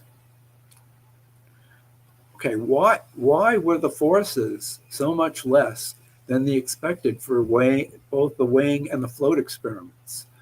And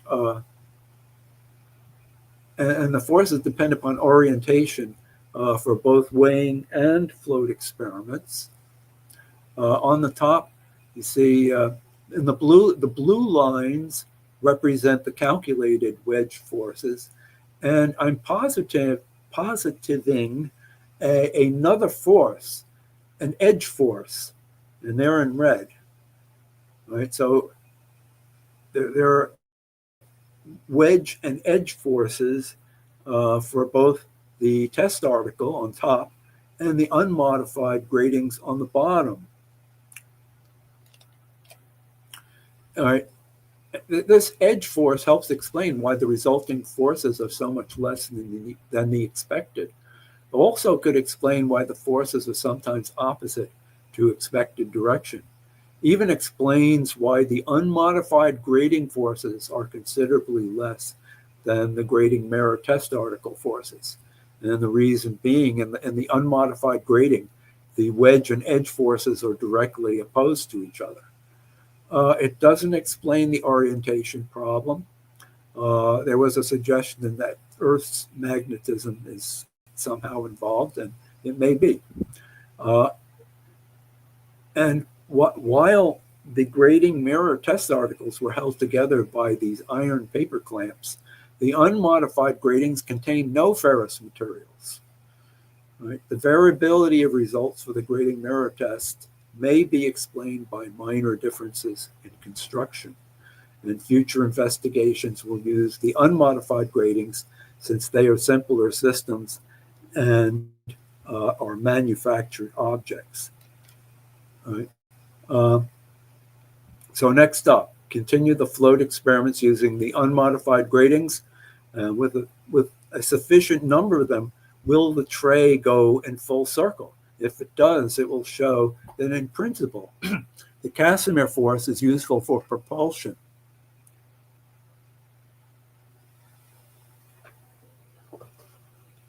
It will also be possible to calculate the power output, notice I say power output, of the quantum vacuum, or at least that part used by the test articles and unmodified gratings. And the reason being, if it goes around, there's a force that's overcoming friction, which can be determined, and force on velocity is a power.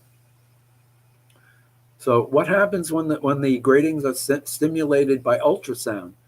I've done some preliminary experiments that show that ultrasound does have an effect on the grating forces. And what happens when they're stimulated by magnets? Ultimately, one would like to be able to make gratings with custom-shaped grooves. And that finishes the first one. All right, could we bring up the second one? I think I have time here.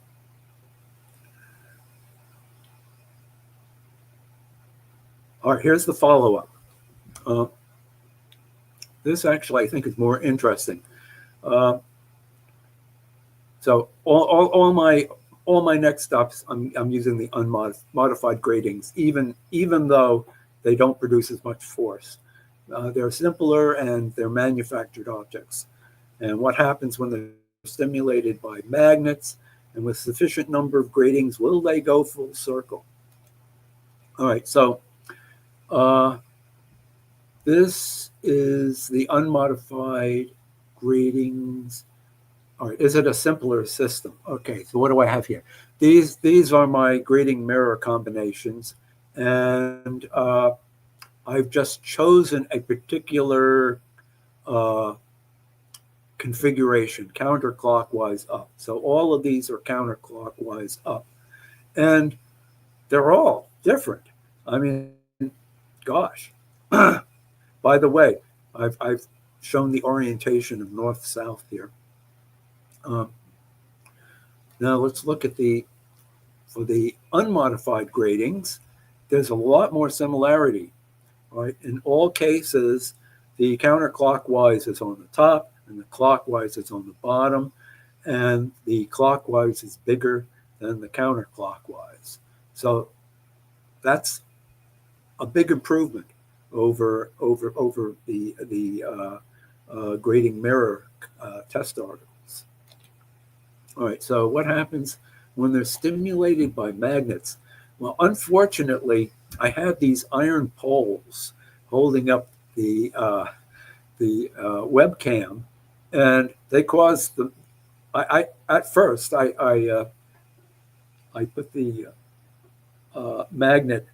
It's a samarium cobalt magnet, particularly strong, with an unmodified grating, and it just zipped around. It was crazy. But it came to rest at essentially the 90-degree position. Right? And my collaborator, Dr. Ludwig, says, you got these iron poles there. You ought to test it with the magnets alone. So I did. And they also zipped around, but they came to rest at the 270 degree position.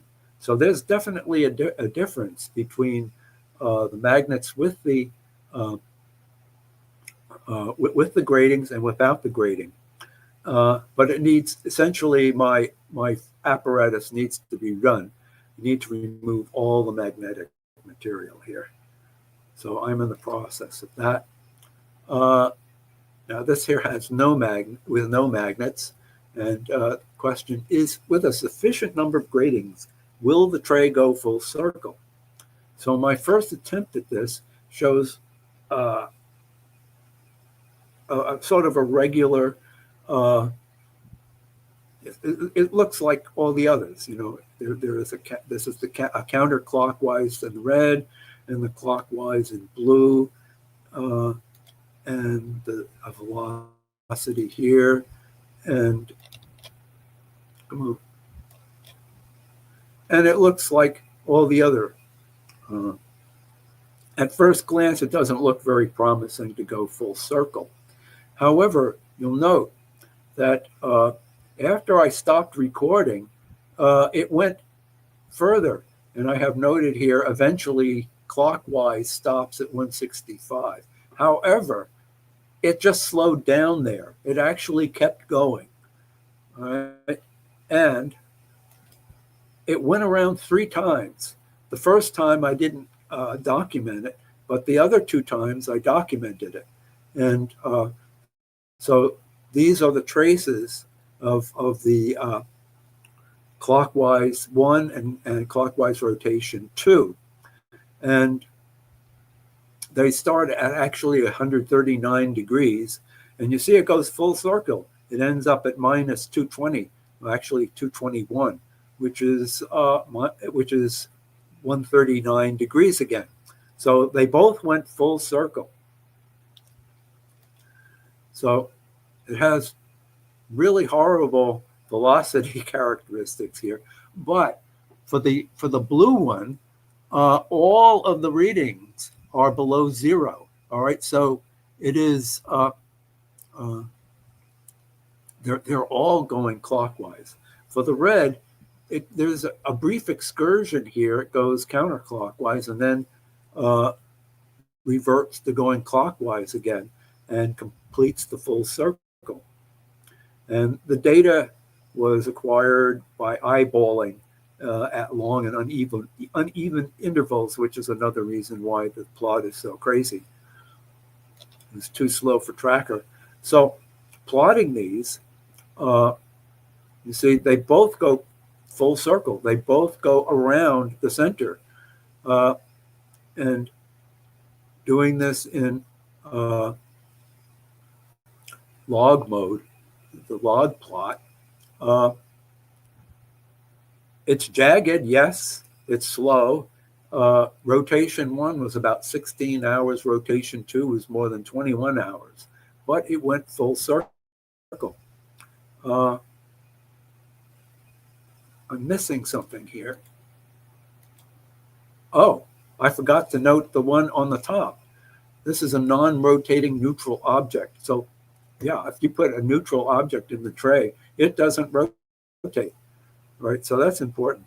All right, it's not a result of the Coriolis effect. It's rotating clockwise. Coriolis effect in the northern hemisphere would be counterclockwise. And let's see, the full rotation means that in principle, energy can be extracted from the vacuum. It was a surprise that only 3 gratings could go full circle. I had anticipated that it would take 12 or more. And also interesting here, the clockwise rotation results from an edge force, not a wedge force, right? All my calculations were for wedge forces, but it turns out it's an edge force that is moving this. It's even bigger than the wedge force. Can't explain why clockwise rotation suddenly goes counterclockwise and then just as suddenly resumes going clockwise. It was assumed that there was a conservative, non-conservative dichotomy. And my question is the real dichotomy here wedge force versus edge force? And I still don't really know the reason behind the orientation problem, although it is suggestive that the traces for the unmodified gratings seem to orient along the north-south axis. Let me just go back to that if I can. Come on.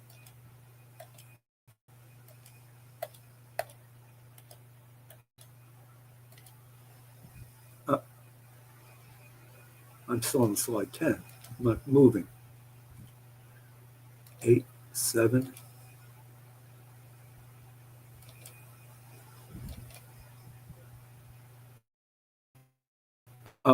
Okay.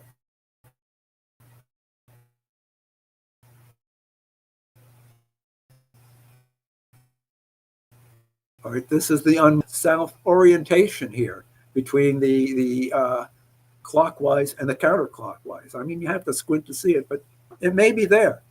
So,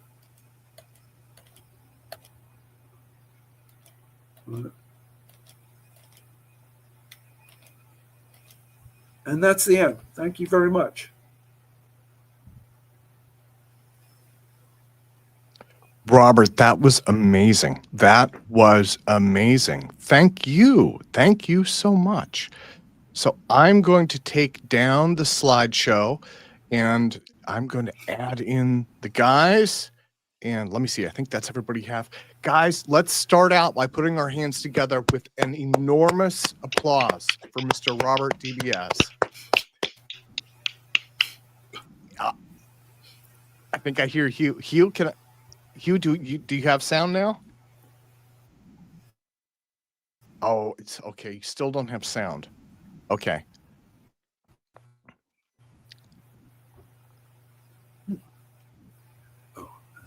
Okay, so we're still struggling with that. Joel, did you have any questions for Robert?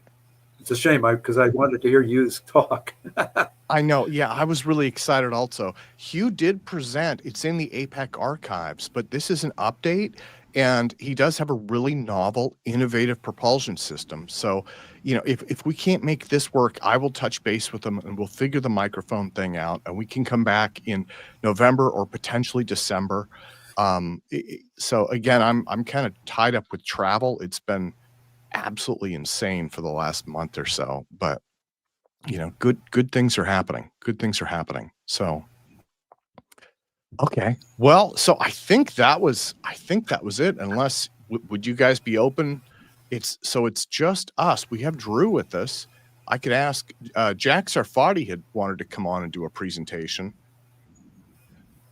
You know what? Here, let me message him here. I'll send him the link.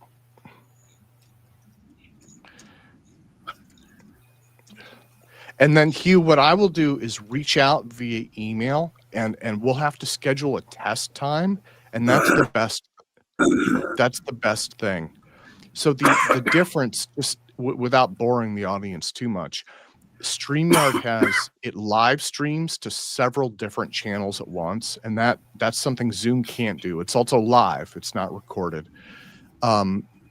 The other part is StreamYard prevents some of the issues with people interrupting that we had, as you know, right? During the Zoom calls, we've had a few people kind of crash the party, as it were, with inappropriate stuff. So StreamYard is a little bit more secure. And so I'm pretty happy with it overall, but it does have its share of quirks, I guess. And unfortunately, it leverages built-in functionality in Google Chrome, and it can do Safari and Edge, but it's not always as good with those. So let me see. I have Curtis and I have Drew with me also. Okay, and Drew is incredibly overlit.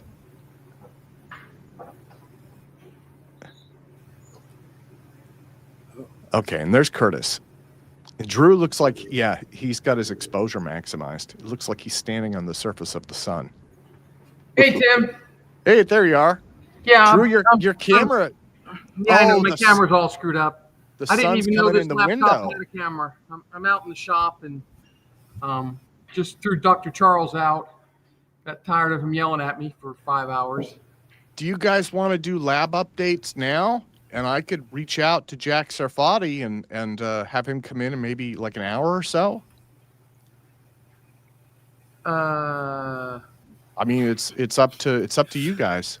Curtis, can you go first? I'm still trying to set up some stuff. Sure thing. Drew, so that's the sun coming in your window, right? Yeah, I don't know what it is. I think it's been raining where I'm at for like 3 days now, so I'm jealous. I didn't even know this freaking laptop had a camera. It seems to be I don't. I think the camera. I think it's just screwed up. Oh, okay. There's an internal light I've never seen before, and I think it's somehow bleeding into the lens. And let me go inside. Okay. I'll be back in 5 minutes. Yeah, no stress, man. No stress. Well, Curtis, yeah, do an update for us, sir. Sure. Yeah, so I'm here at the lab one more time. I think basically this is probably going to be the last lab update that I give here at Cal State Fullerton, because we got to get things out of here. So I'll be moving everything to the makerspace where I'm going to be setting up.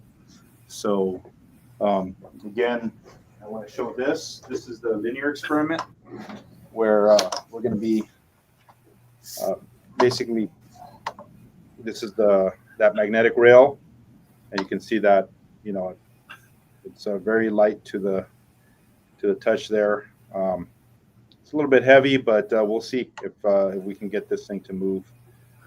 Initially, it's going to be in air with the blocked off, but I'm hoping to get this in a vacuum as well. So that's the update. I don't have a lot to cover. So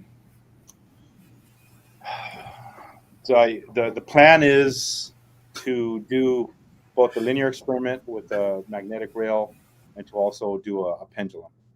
So that will eliminate the you know, electromagnetic type of interactions that could be causing motion.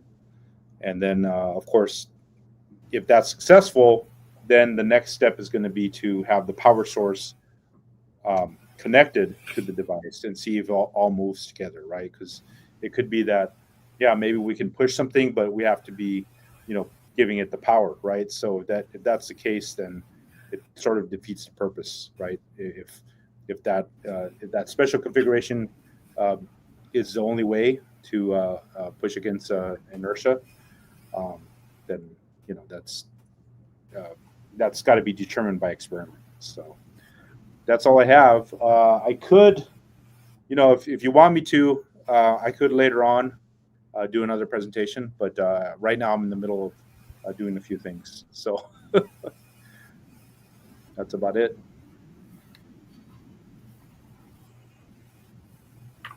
Can't hear you, Tim.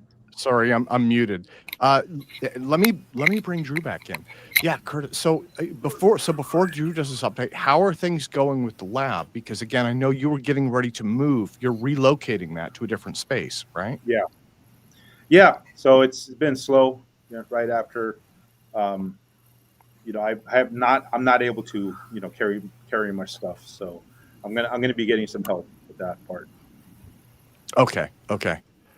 And worst comes, well, I don't think I can make it down. I'm going to be stuck on the East Coast for a while.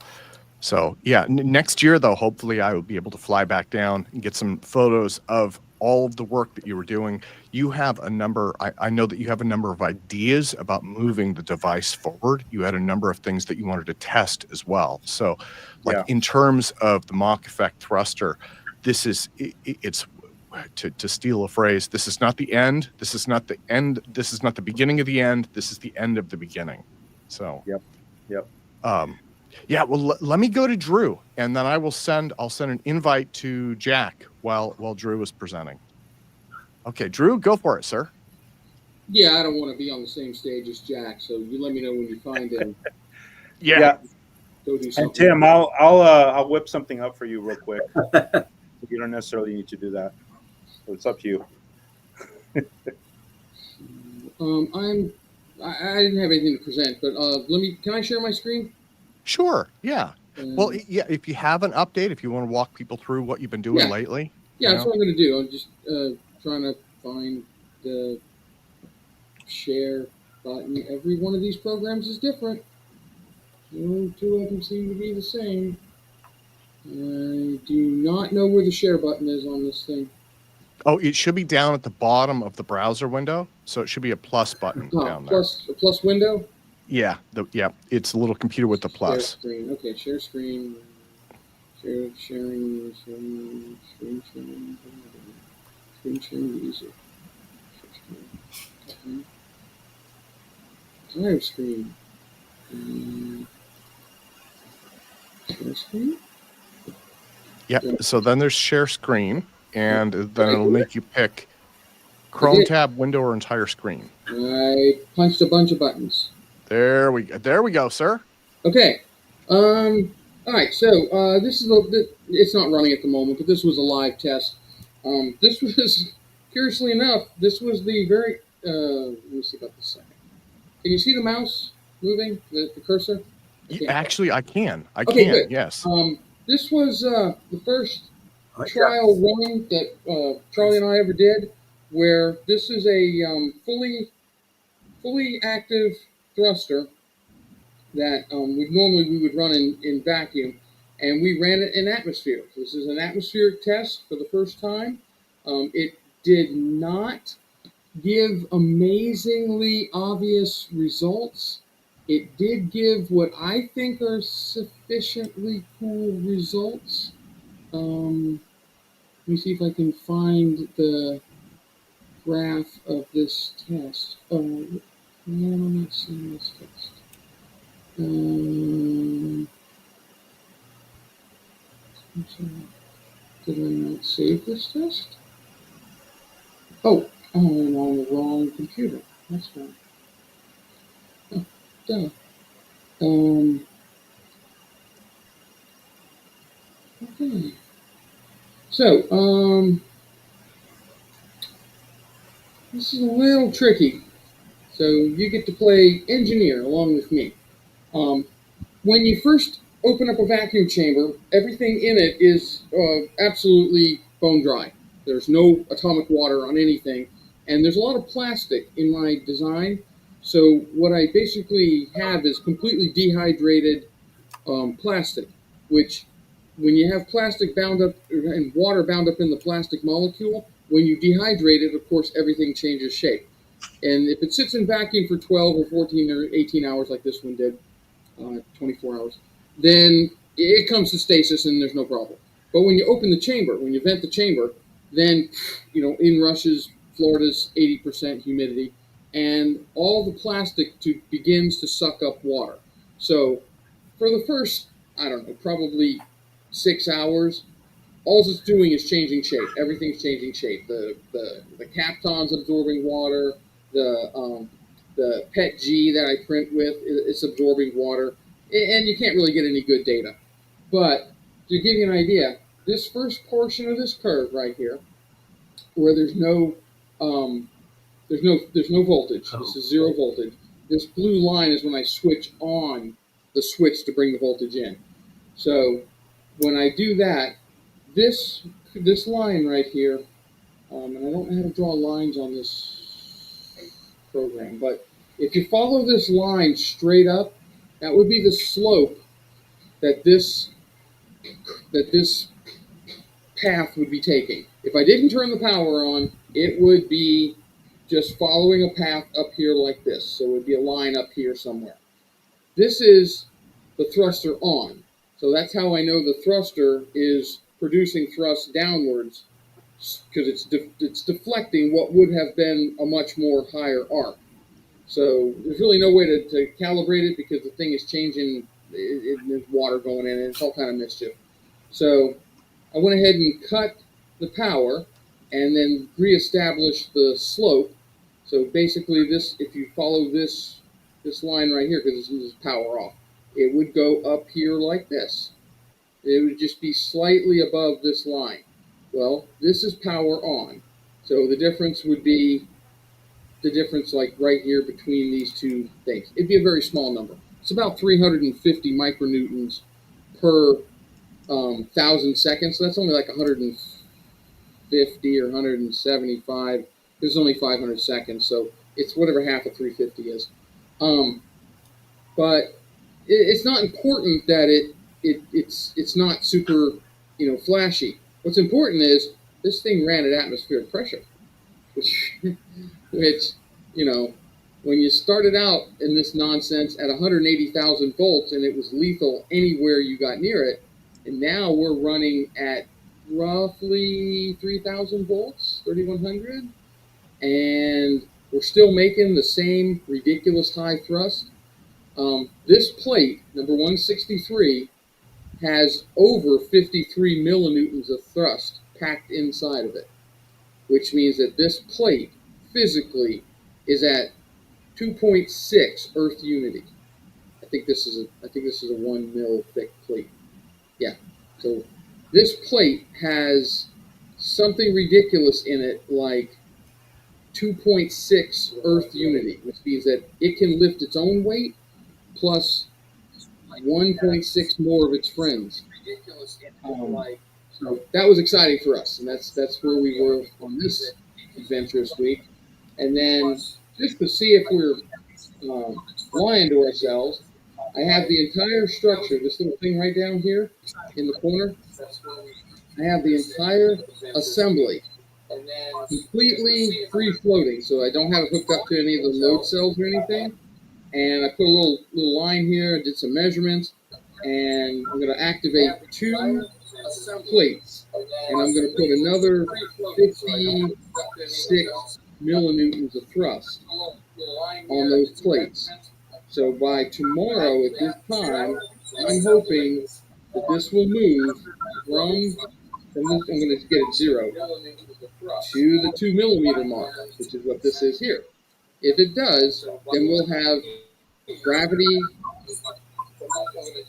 We'll have done the drifting pendulum thing, where you know how much thrust you're making, and you do small angle theory, and you tell how far the thing moves and how much it weighs. So that's the exciting stuff coming from Florida. We've smashed the unity barrier. We're up at around 2.5 unity now, and working with some magic that I can't disclose, and it's looking like we're going to be able to come up to full charge in seconds rather than days. So we have lots of really exciting stuff on the background. And I talked to Dr. Charles. He said he would do a presentation somewhere around the 9th for the 6th birthday party for APEC. That's it. From sunny Florida. Awesome. Okay, so I just emailed our link to like several of Jack's different accounts there. So we will see if he pops in, and then but yeah, I guess, do you guys just want to do open discussion for a while? Open discussion it is. And you know what? Robert, let me thank you so much, as well as thanking Doug today for amazing presentations. I'm so excited to be able to get this out there, especially Casimir effect material, which is like Sonny White put this back in the news, and then that came out of Dr. Garrett Modell's work. And so it's this whole emerging area that people like myself don't know enough about. I just wish it had been somebody else. But one interesting thing is, if you want to hear a little more of that story, I mean, Tim, your interview was amazing. But he also did Joe Rogan. He did Rogan before he did mine. So I need to give credit where it's due. I watched the interview. It was what would you call it? It was more spread out. So, so I was trying to find bits and pieces to use for mine, and I didn't get as much. He did talk about it a lot, but it was just spread out over a longer show. So, yeah. I've been going back through and listening, kind of on Joe Rogan kick, and watching your stuff too, because it's kind of cool. But I went back and listened to the Hal Prudoff interview. That was intriguing. I don't know if I buy any of the psychic distance viewing stuff, but the guy gave a serious presentation of it.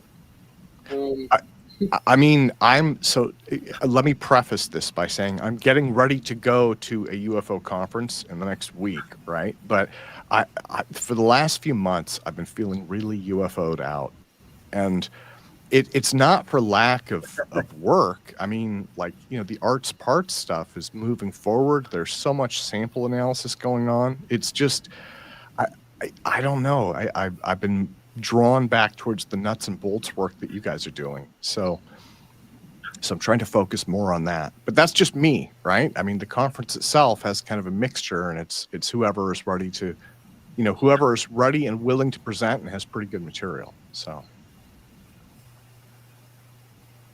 Very cool. Yeah, there's a lot out there.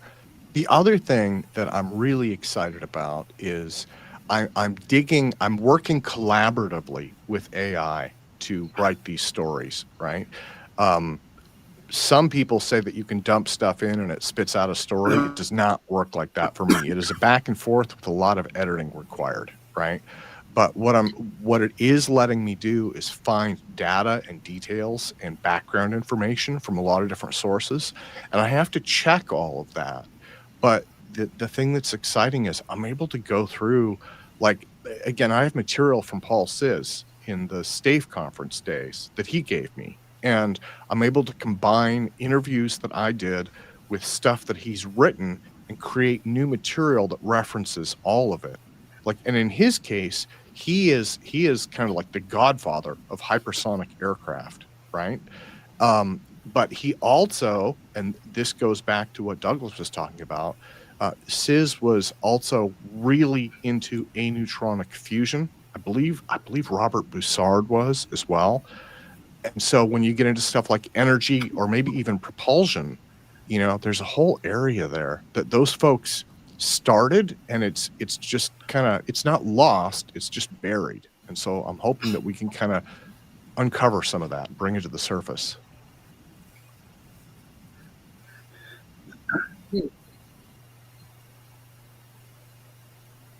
Well, I'm kind of, I don't understand. If they've had all of this magic for 30, 40 years, why aren't we seeing it? Why is all of the money being dumped into better chemical rocketry?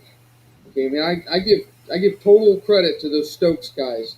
They're doing magic with stuff that I saw back in college 40 years ago. They're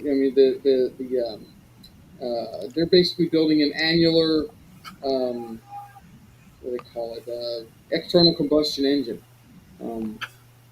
and You know, that's the cutting edge. That's the absolute cutting edge. I mean, I give total credit to Elon. He's got an amazing rocket manufacturing operation, and his solution was the Navy's solution. You put enough horsepower behind anything, it'll fly. But you know, yeah, he's got amazing manufacturing skills. there's a thing They're just rocket engines. Drew, I do, you know, I have the business background as well. And in business markets as well as traditional technology, there is this cultural thing that happens. I forgot the name of it, but you get companies that get so locked into the day-to-day, and this happens more often than not. This is the norm. They get so locked into the status quo that instead of staying up with the times, they just kind of get run over. And a good example of that is Tesla, right? For people, maybe they love them, maybe they hate them in terms of electric vehicles. But Tesla has, like, I mean, really, they hit the market about 15 years ago. They started to get popular, you know, 5 years after that. The American auto industry, not just the US, but auto industries all over the world had over a decade to start thinking, hey, we need to catch up. And instead, they waited, and I don't know if you remember the headlines, but it was around 2018, 19-ish. All of a sudden, there was this massive rush, right? Like the Japanese manufacturers and Volvo and Porsche, they were all going to roll out electric vehicles. And it was like, guys, you've had like over a decade to know that this was coming, right? And so, like, that's just one example of companies that just get like run over because they can't embrace change. And what I've seen with the rocket industry is like lots of innovation, right? I mean, the stuff that Musk is doing, rockets that land themselves and all of that, it's brilliant. But the part that gets me is like what you were talking about, fusion drives. This idea goes back 70 something years. This goes back to the bomb. This goes back to that era. I was reading a book, and one of the fathers of the atomic bomb, it might have been Teller, was looking at it for drive systems back then, you know? So, I mean, the Orion project, 1957 to 59, I think. Yeah, but that's just literally all of that stuff is a better suck, squish, bang, blow. It's a better chemical reaction, heat up the gas hotter, make the gas go faster, basically increase your momentum in your spacecraft by exiting your limited resource at a higher discharge momentum. Okay, there is no path to a spacefaring civilization using that method. It may get you to Mars, and you can beat that with enough manufacturing, but that isn't a spacefaring civilization. That is an insanely expensive camping trip. And they even hope that comes along with a better rocket. Even with stuff like nuclear propulsion and fusion, they did tests back then for it. Even with stuff where it's very conventional, and you could say, okay, we fully understand the physics. It's just an engineering challenge, right? Even in areas like that, nobody has really put the money into it. And then you get into stuff like Beefield Brown. The establishment has had 70-something years of results here and there, all over the place, stuff saying they should look at this. And they're just like, oh, no, we don't want to get involved. It's like, well, yeah. So, and what money there is out there ain't going to the exotics. It's not going to guys like Curtis or myself or even somebody that's a little closer to reality with super exotic ion propulsion. It's all going to the core, the meat and potatoes rockets. Okay, things that have still measured by ISP. Every one of them, all the money. It's all being hoovered up by Stokes space and relativity. And don't get me wrong, those rockets are amazing. Well, but now they're still rockets. I have been begging you. I have been politely, because people who know, again, for people who are watching, people who know me well know that I have no shame. So I'm not above begging, groveling, and kissing butt. I have been begging you for a demo where it lifts off the table. If you can do that, I have a. We tried. That's the better really mousetrap. The world will beat a path to your door. You have no idea how difficult a challenge that is. But I did waste a week of my life doing exactly what you just asked for. And if you want to see pictures of failure, then I'd be happy to show them. Yeah, go for it, man. I did not succeed, and I really don't understand why, because that plate had over 50 millinewtons of thrust in it before it shocked me very, very badly. Did you have it? Yeah, do you think you might have had a skin charge attracting it to the floor? Yeah, that and you'll see that was the conclusion that I came to. Okay, so when I used to do lifters, that Charlie came to very quickly. When I used to do lifters, we would have, again, for people who aren't familiar, lifter is triangle. You have a triangle-shaped emitter wire, very high voltage, over a triangle-shaped foil, and then you have an air gap. It's a very simple design, right? And what we found with the lifters, and people have accused those of being entirely ion wind, right? I'm not going to fight that battle now, but what we found was the skirt, that collector, right? That skirt is supposed to be neutral. It's not charged. It's the negative, right? There's no charge there. But what we found was, just because of resistance and the power leads and stuff, it picks up enough surface charge that the lifters had a massive skin effect. And usually you would have to put something non-conductive like a pencil or a piece of balsa underneath it, and then it would lift off perfect. So yeah, but here. Did I do something wrong? Oh, there you go. Okay. Let's see. So these are all just pictures of failure. So this is back in the shop, and this was, I took my entire test rig that's normally horizontal and I flipped it vertical. And my thought was, put the damn plate inside a little thing and just set it down and then hit it with some juice for 16 hours and then it'll just magically float upwards. That didn't happen. In fact, none of that happened.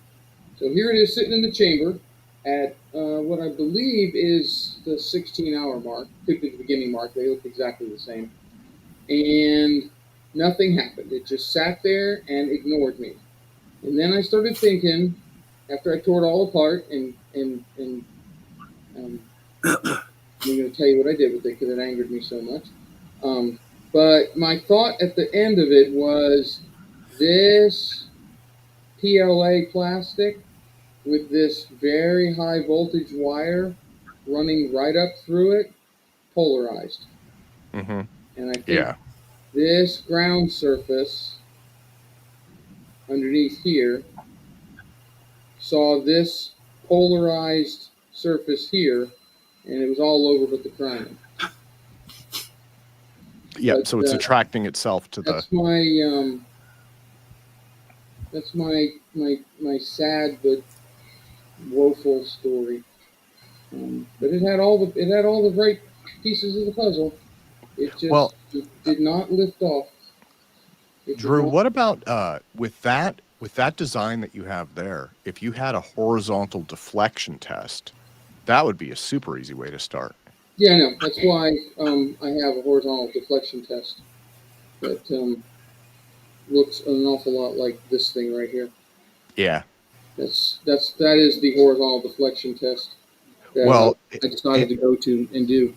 And again, I'm not shining you on here. I see interest, I see video views, I see all of that. The general public, people who know, people who have scientific background, are following the work that yourself and Charlie are doing very closely. They are very interested in it. So that's great. Yeah. But free floating, these plates have they have no strength. Okay, these things are, they weigh 2 grams. They're fairly large. They have no structure. So once you take them out of a test structure that's actually holding everything together and allowing you to measure the forces that the things are creating, then they do not be happy. Today was interesting. We have an experimental material being supplied by a company that I'm not going to mention, and it was amazing. It allowed us to stack thrusters directly on top of each other, and they did exactly what they were supposed to do, and they did it at a remarkably high rate of speed. And they came up to charge very quickly, and those are the ones that are going to do this test. So I don't know. I might be very, very, very, very happy with myself this time tomorrow, or I might be sad and have to eat cookies and milk. I don't know. It's when there's no plan, it's very tough to be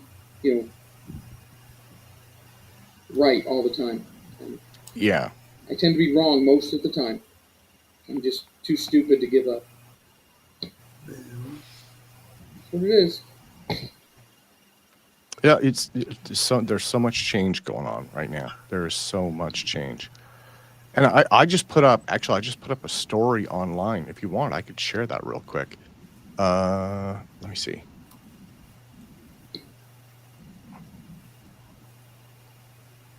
Okay. And if I can find it, let me find it. There it is. Oh, you know what? I'll come back to that.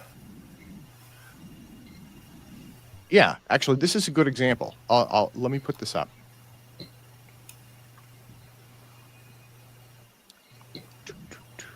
Okay. Share screen. Yeah, actually, this is a good example. Let me put this up. And so when people click on this, it loads the video. Share screen. Yeah, actually, this is a good example. Let me put this up. And this is a playlist. And this has all of your guys' videos. We have some kind of audio feedback going on at the moment. A playlist.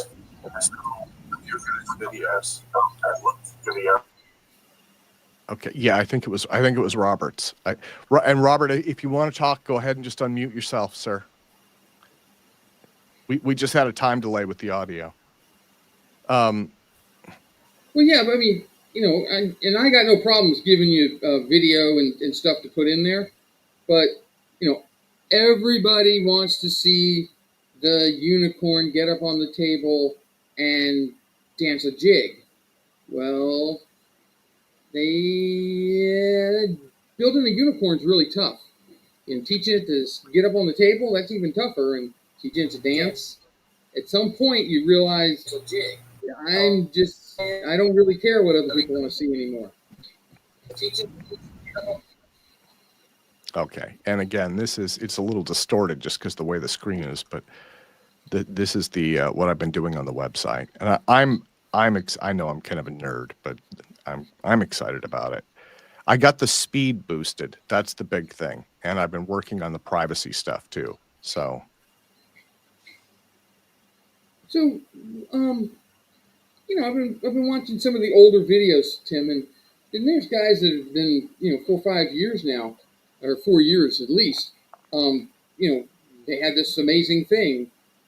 Where are they? There must have been a dozen of them.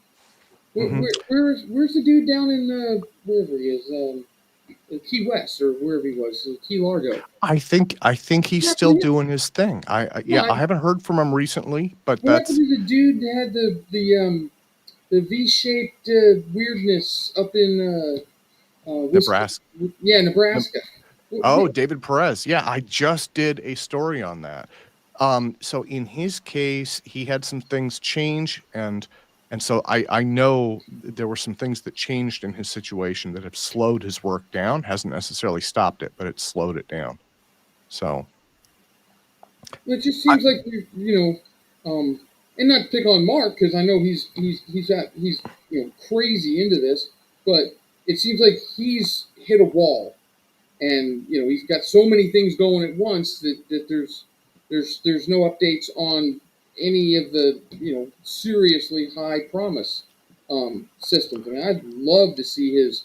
So Mark, I just talked to Mark the other day. He is working on. He's setting up a laser system to create what he calls triplet state electrons, something like that. But he's creating triplet states that are supposed to significantly improve their testability. And so I think one of the things that he's waiting on is to get that finished and completely tested, and then they can begin like serious long-term testing. And that's something I'm looking forward to also. I mean, there is so much that they can do there, there's a part of me that wonders if he's feeling a little overwhelmed because there are so many possibilities and opportunities. Like, I mean, you can test a massive array of frequencies, all sorts of custom adjustments, and then you can do that for thousands of different materials. And he has hundreds of samples already. So it's almost like, where do you begin, Well, I've also been keeping track of the what are they called, the OPT-2 spacecraft that's up there with a propellantless propulsion system. It looks remarkably like ours. And as of the time of, it's like 9/12 or 9/13 or something like that, when the company was supposedly supposed to take control of it, it's been in a death spiral. So supposedly they've turned it on a couple of times.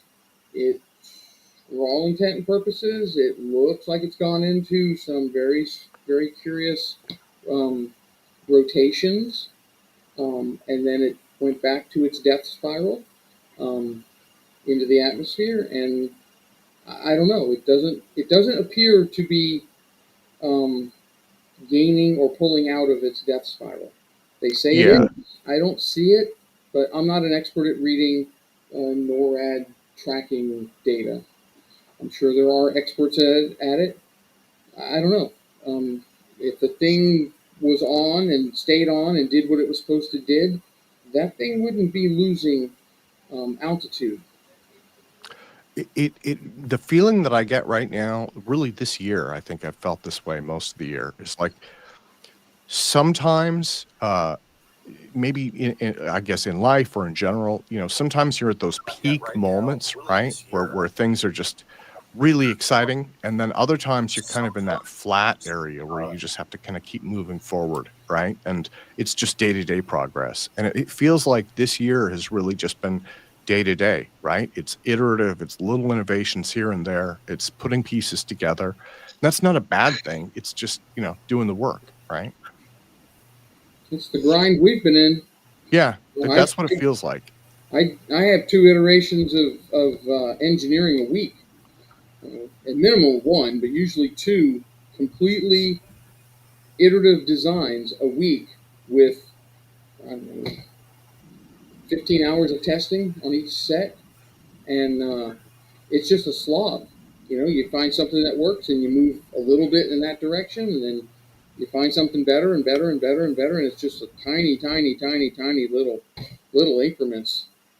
I don't know how anybody else is doing it, or if they are, because if they are, well, no, themselves.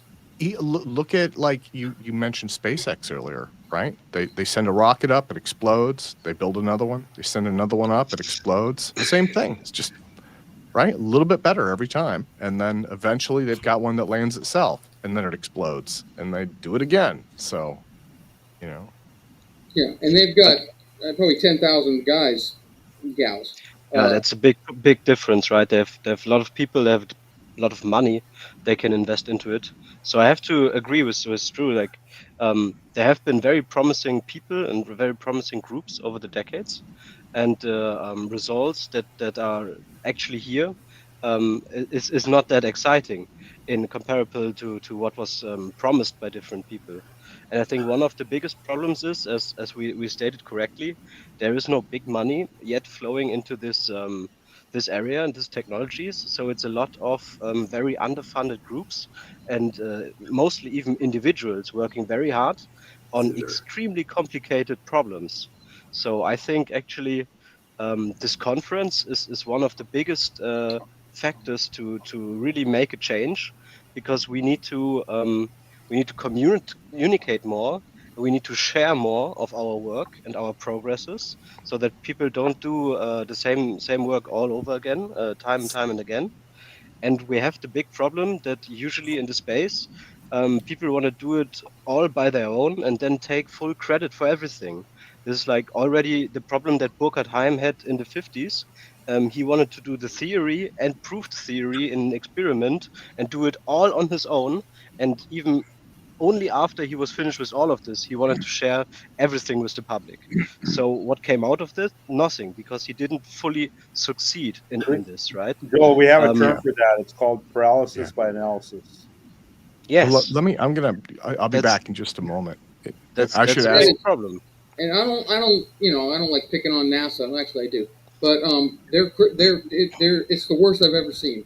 And I've been out there playing that game for, this is my 39th contiguous year of playing Rocket for the National Space Program, and I have never seen the inability to make a decision worse. And then government shutdowns and whatever. Just in general, these people cannot make a decision, and it's really sad, because you don't move forward if you don't make mistakes or whatever. Even if you just don't move forward if you don't make decisions. Yeah. So by the way, I have another reason that I think why there isn't progress, and what I think it is the understanding of the physics. So, I know there's there's people that kind of throw in like just whatever reasoning they can to like try to get to the end result, where they claim UFOs or UAPs, and say, okay, well, that's something that we got to explain, and they try to come up with hypotheses. I don't have that same opinion. For me to have a physics theory, to build a physics theory has to be based on like empirical things, or like ideas that are physically logical, right? And evidence, not speculation, right? Because you're doing physics, and which is like the highest of the rational arts that we have, right? So it's really difficult. I find it, there's one thing to do something empirically, like, right, the Wright brothers, doing a plane, and back then, there was theories, oh, you can't fly, right? We're never going to be able to do it. Somebody did a calculation. Well, again, that's not necessarily physics. That's a calculation, right? That's engineering. So engineering can be wrong. But what I see right now is we don't have the physics. And, you know, I can see that that people are trying to bend the physics to say things, but then when I question, okay, how are you getting there? Like, what's the physical logic for having that hypothesis? It's like, well, no, it has to be that way because that's how we're going to get the result, right? So one thing about that whole 0-point energy stuff is, you know, that 0-point energy, or the quantum field theory energy calculation, was 120 orders of magnitude too high to explain dark energy, right? So that's called the vacuum catastrophe, right? That's a different catastrophe than the violet ultraviolet catastrophe, right? The vacuum catastrophe basically it shows us that you can't use that theory in the cosmological sense, right? There's something else going on, and so another thing about renormalization is that that is there because right now, you know, standard physics, you treat particles as points, right? For the most part, like electrons, right? And so when you get infinities, and so you have to renormalization is a tool to like continue to do the math and avoid those infinities. So does that give you that doesn't give you necessarily understanding, right, of what's fundamental. So we're like at an impasse here where, I mean, that's what my opinion is. That's why I've been working on, you know, basically explaining inertia, right? Because everything we're trying to do, all these concepts about warp bubbles or whatever, it all has to do with manipulating inertia at a fundamental level. And so we don't have a theory for inertia, then how do we know those other things will work, right? So that's it. Anyway, that's different than the money issue. The money issue is the real issue. Of course, having funding is important to do experiments and to, you know, do theory. So yeah, But I agree. We see a lot of people bending physics and bending mathematics towards a certain output that they want to have, because only then they will achieve what they want. But that is not how research should be done, right? You should model on reality and not on what you would reality to be like. So I definitely agree, and that's also why I'm working on the theory part, because I also don't think that we have a good theoretical understanding, and without a good theoretical understanding, it is almost impossible to do very good informed experiments and to build knowledgeable upon. Even if you have an experimental success and you see an effect or something, if you don't know exactly how this happens and how you can really describe it, you cannot knowledgeable engineer something out of it, right? So yeah, I totally agree with you. and what's interesting about the 0-point discussion that I think the fellow left already, but you know, he was talking about it like it was basically the generalized Mach, same as the generalized Mach principle that Sachs had. So Sachs had generalized the Mach principle. The Mach principle says that our mass comes from, our inertia comes from interaction with the rest of the universe somehow, right? It's like, okay, there was no mechanism spelled out by Mach. It's just an observation that you can do some thought experiments and real experiments and see that it has to be that way, right? You can reason it. But what is the mechanism? So Sachs had the background pairs. So basically the background pairs were coupled electron positrons that were electromagnetically coupled, but they still retained their mass field or their inertial field. And so he postulated a dense gas of that pervading the universe, and that's where we get our inertia. Now, the problem I have with it, and the problem Jim had with it, is number one, we don't see evidence of that.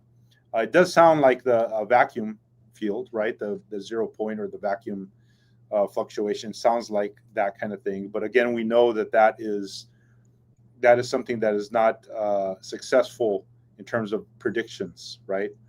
So although quantum field theory is successful in some predictions, there's some domains where it didn't, or quantum electrodynamics, it didn't predict the right values, right? So that whole background pervasive thing is something that the theory I worked out, I dropped that, and I still got I got a different mechanism.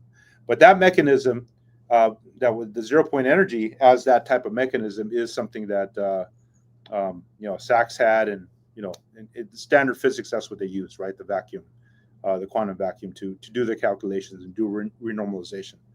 So, and you need that to do those things, because you don't have you're dealing with point particles and things that are the concepts are sort of unphysical, right? So you have to put in other unphysical ideas to cancel them. Anyway, and I don't know. I think there's lots of physicists that, hey, you can calculate stuff, but you can't calculate the fundamentals, right? They can't calculate a charge, mass. Those are parameters put in. So.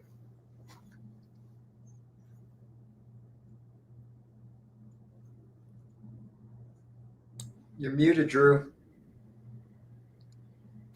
I gotta tell you, I've been working with a research physicist now for about 9 years, and I can't remember once when he was ahead of me. I would run a whole bunch of tests, show him the data, he'd shake his head, disappear for a few weeks. He'd come back and say, try this. And then but in that time, I'd get bored and go try something else anyhow. And that's the way our relationship has been for 9 years. So it always seems like the research leads physics. And you have the opinion, I believe, that the physics is leading the research. I don't understand that. It doesn't match my observation of. You're right, absolutely right, because we know inertia is a thing, right? But physics right now is saying that, okay, we're just going to postulate that gravitational mass and inertial mass are equal. We don't have a theoretical mechanism that explains that. So absolutely, experience and empirical observation is way ahead of the research, because it's been ahead since Galileo. So you're right. What I'm saying is that physics needs to stop ignoring inertia and actually figure out what the hell it is. That's what I'm saying. Because then at that point you get insights, right? Just like with anything else, right? You see some kind of effect, right? Electricity and magnetism, things were discovered. Then you could figure out do some engineering, knowing those principles, right? So discovery is like, you get effects that lead you to new understandings, and those new understandings also give you other things, right? And so those other things are the benefits we're hoping, is that having some advanced propulsion. But without understanding inertia, we're kind of grasping at straws, right, in the dark. So now what you're doing, Drew, is you're bypassing the having an understanding. You're doing something completely in the electromagnetic realm, which is fine. But but a lot of these other programs are not going to, they're going on certain assumptions. Well, I am completely convinced that, and shamelessly using the Star Trek terminology, that this impulse engine all it's good for is puttering about the solar system. And it's great for that, mining asteroids or going to Mars or whatever in a couple of days. It'll be awesome for that, and that'll move the needle forward. But 4.5 years to Alpha Centauri. I mean, I'm sure you'll find some idiot that wants to get in a spaceship for 4.5 years, but 4.5 years, you better close the carbon cycle, and you better figure out what to do with your waste, and that ain't a trip to Alpha Centauri. That's a research project for 4.5 years and surviving inside of a metal tube. They could do that. There's programs like for the biohab guys back in whatever it was, the 80s, 90s, where they tried it in Arizona. They had 800,000 square feet and they couldn't survive. There's So- programs that just want to send probes over, right? So there's a Starshot, right? Breakthrough Starshot. Yeah, I I'm mean, not we sure. could rig, again, we could do the same thing. I could rig up, we could take our propulsion system, literally what's in the chamber right now, and whoop, send it on its way. But it's 4.5 years to get there. Yeah. And sure, we hit whatever it is, 0.9 C at the midpoint, and then we start slowing down again. But it's 4.5 years to get there. Let's say it, say you send 100 of them or 1,000 of them, take a shot at one of them getting there, and it does whatever it's going to do, and it, thinks about it and takes lots of pictures and stuff. Then it turns around. It's 4.5 years back. My bent is to focus. You were talking about NASA earlier. I mean, just because of their mentality and their approach to things, my bent is to focus them on the probes and then outsource the rockets to SpaceX, to Blue Origin, to everybody else who can do it more cost effectively and faster, right? I mean, I get yelled at for saying that, but So, Drew, the mission for Breakthrough Starshot is to send probes, and they're not going to come back. They're basically going to send signals back. So you're basically, once you get there, you're going to get pictures and other things. That's the purpose of that. But really? Also, when you look into the details of that, it's actually pretty cray-cray. Like, it involves extremely high power gigawatt lasers based on the Earth that have to be firing consistently through the atmospheres for such a long period to get them there. Well, I'm inspired by 100-Year Starship personally. That's if they're not using Drew's thing, right? If they're using Drew's thing, it would just it would be you wouldn't need the lasers. So if you end up getting to 99.1% the speed of light, then your experience on board your ship to Alpha Centauri would be the same amount of time as a normal rocket ship trip over to Mars. Oh, yeah. So a rocket trip to Mars would be like 7 months. So to get 7 months worth of travel to Alpha Centauri, it's 99.1 C. So that's a lot better than 4.5 years one way, right? That's more survivable. Yeah, I ran the math once at 0.38 G because we're in our Mars crazy mode, and it was at 0.38 Gs, it was 4.5 years because you don't ever get close enough to light speed to make a difference. 4.5 years for maybe a little more, 4.8 years or something like that. For any realistic, people on the Earth watching you, maybe on board the ship, maybe you go a little, time dilation, whatever. If any of that stuff's real. Well, guys, I have Jack in the studio. Is it okay to bring Jack in for an update on his stuff? I'll take everybody else out. Quick, I wanted to do a shout out for the 100-Year Starship, because I jumped on when Drew was talking about the carbon cycle and figuring out all these things. Part of 100-Year Starship is they're not just looking at the propulsion and the energy aspects. They're looking at crew longevity. They're looking at stable ecosystems and developing a stable enough planet with stable enough society, because that's going to be an issue on the Starship. And also we have to build that before we can effectively go someplace like Alpha Centauri. Okay. Well, Brendan, thank you, man. Okay, so let me do this. I'm going to take everybody out. Jack, welcome, sir, or welcome back, I should say. You had an update for us. Well, just do a short one. Hey, listen, on that 100-Year Starship, I was one of the original guys that on the original organizing committee with General Pete Warden, and they don't know what they're talking about. It's a waste of time because they don't have the physics. They're in the rockets and all that nonsense. Well, so let me go full screen with you and walk us through your update. Okay, so the what's happened is that I filed 3 provisional patents on October 2nd, October 6th, and October 15. The ones on October 2nd and October 15 are for a room temperature quantum computer using spintronics. and that's going to be a big thing. According to Grok, that'll be a $2 trillion industry between 2030 and 2035. Now, I have billionaire backing already, and my billionaire backer, who's a high-tech guy, I can't mention his name, he owns 50% of the patent, and I own 50% of the patent. And it looks like I already sold. I'll know next week if it really happens. There's a big Texas conglomerate in Austin, I guess. They're connected with the Texas government, and they're involved in strategic materials.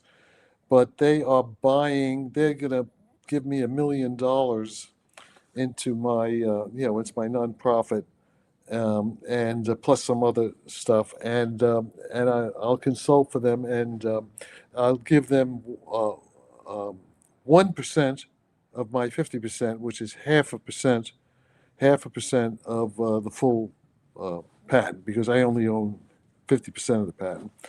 Because the guy who's been funding me for a couple of years, he owns the 50%. That's the deal, and so there's that. And so the patents they're provisional patents now. So I have like a year to get the lawyers to do it, in detail and all that stuff. But the middle patent, the one on the 6th of October, is gravitational metamaterials, how the things fly, how the Tic Tacs fly. And we'll see if they're right. If they work, that's it. It's done. If they don't work, okay, well, so I was wrong.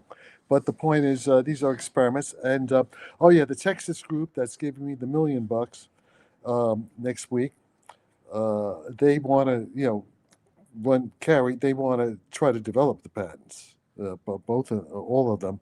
And for that, they have to get together with my guy, my billionaire guy who's already funding it, because he actually has the labs to do it. But, it's very hard when you have a major laboratory or industry like what he owns. They're already committed. They have contracts with the Pentagon, so you can't just suddenly switch, do a whole new thing when they're already involved in stuff that's been projects going on for years at a time. And so that's that. But the other big thing is, as destiny would have it, as the time travelers from the future would have it, I'm now working with Dr. Adrian Wolfson. If you look him up, Adrian Wolfson, he was originally, he's English, but he's here in San Francisco. He, Oxford, Cambridge guy. He was originally an oncologist, and he got into research. He worked with Nathan Milstein, Nobel Prize, on all this, vaccine, synthetic biology, but AI, synthetic biology. And to make a long story short, he has started a new startup company in synthetic biology and conscious artificial intelligence. We're working together actually now. He's he has two Nobel Prize laureates in medicine and molecular biology on his board of a new company, which I'm also going to be part of. And what was I going to say about that? They one of them is a full professor at Caltech. So this is legitimate stuff. And we're already working on a paper together, because he sent me stuff, and we're working on a paper on application of the Feynman action principle to synthetic biology. It's a whole new connection, how to use AI to efficiently go through all the possible genomes, on the landscape of all possible organisms, stuff like that. You have to use AI. You can't do it, analytically by a human anymore. And of course, my patents are all done with AI. I mean, it's all Grok. It's all Grok, doing the patents. And the big thing is that on the as I was telling Tim already, we did that video, but just to repeat that because it's important, the two patents that deal with the room temperature quantum computers, the spintronic quantum computers, there's the experiment, the effects have actually been observed. I didn't know that when I filed the patent. I filed the patent on October 2nd, not knowing about German work, mainly German, I think, done between I think 2021, between 2018 2021, where they actually observed the spintronic Josephson junction tunneling that I predict that I use in my patent, and I didn't know that. But then I asked Grok. I said, yeah, I had Grok check to see if anybody had filed any patents on this stuff, and they haven't been. But the point is, even though they confirm exactly what I independently, not knowing of this, predicted, they confirm it, but they never filed patents. So according to Grok, my patent still is in force. And as I was saying, if anybody contests the patent, well, I have a billionaire who owns 50% of the patent, so he's got plenty of lawyers. They can fight the billionaire club. So that's that. And what else? Oh yeah, and then there's this group. Does anybody know? Did you see this, Tim? The wave file or some W file? These guys, they did the kind of a comment. It's pretty funny, but it's not bad. They did like a 30-minute video of me, pretty much talking about what we've been talking about. But it's approaching almost, apparently, Juan Faria said it's gotten over 4 million down views in less than 1 day. I know on YouTube it says 750,000 in the first 19 hours. So they're apparently popular. I never heard of them before, but they did a funny. It's pretty good. Yeah, you have to watch it. Okay, so I think that covers everything. Is there any questions? Okay, sorry about that. I will. Yeah. Well, I'll tell you what. I'll bring everybody in. Let me see. Yeah, and then Drew's not there. So yeah, do you guys have any questions for Jack? Yeah. Jack, By the way, Joel. Hey, Joel. Hi, I've nice been to see posting you. lots of stuff on Grok. Okay. Yeah, I've if you want to start, I listened and need watched. somebody to organize this stuff. I can't even keep up with what Grok is doing. I mean, we need like 10 people to do it. Now, when I get some real money, I'll start paying. I'll start hiring people, grad students or something to organize what I need. It's all. If you go to my Twitter feed, my x.com feed, I've posted all the Grok conversations. I think I have most of them on Academia Edu also. Have them Yes, there. and I've also seen your email with the compilation of Grok I posts. need people who will go through the material, organize it in a coherent way, organize it and put it in like a lecture form, book form, where we could do it as a Kindle or something like that. So right now I can't, I can't pay anybody right now. But if you want to do it, then when the money comes in, you'll get you'll be compensated for it. So anybody wants to go ahead and do it, I mean, just go ahead. But the fact of the matter is that we now have, Timothy Leary. Okay, remember Timothy Leary? He told me I was his heir, but Nick, he said, SMILE, space migration. That's the warp drive, low energy warp drive. Intelligence increase. That's Elon Musk, Grok, and Chat. All the AI, the LLMs, right? And and life extension. Life extension is I'm working with Dr. Adrian Wolfson on synthetic biology, and that also involves editing CRISPR. He's the expert in all that. And so we're collaborating. And there's a woman named Suzanne Fiedler or something. I haven't met her yet. We're having a Zoom meeting. She has a company in Silicon Valley.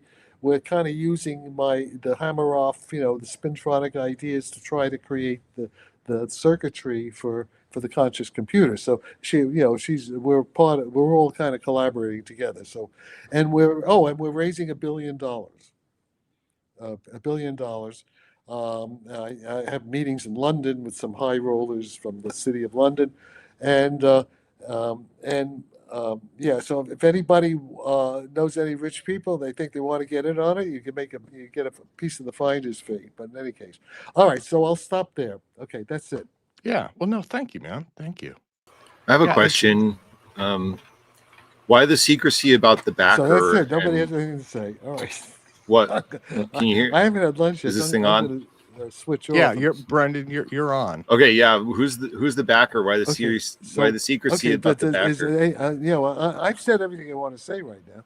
Yeah, because that's just kind of par for the course. Businesses And what's their don't share. economic interest? Are they just I'm going to sorry, hand what? it to the? Who's the backer? did you Why the say? secrecy about the backer? Tim? What's their economic Oh, interest? And hold- are they just hold going to on. hand Yeah, this we to the haven't- people or sell it to the Oh, military? I muted Jack. Brendan, that's something that you don't share. You don't talk about that in public. That's a business thing. That's normal.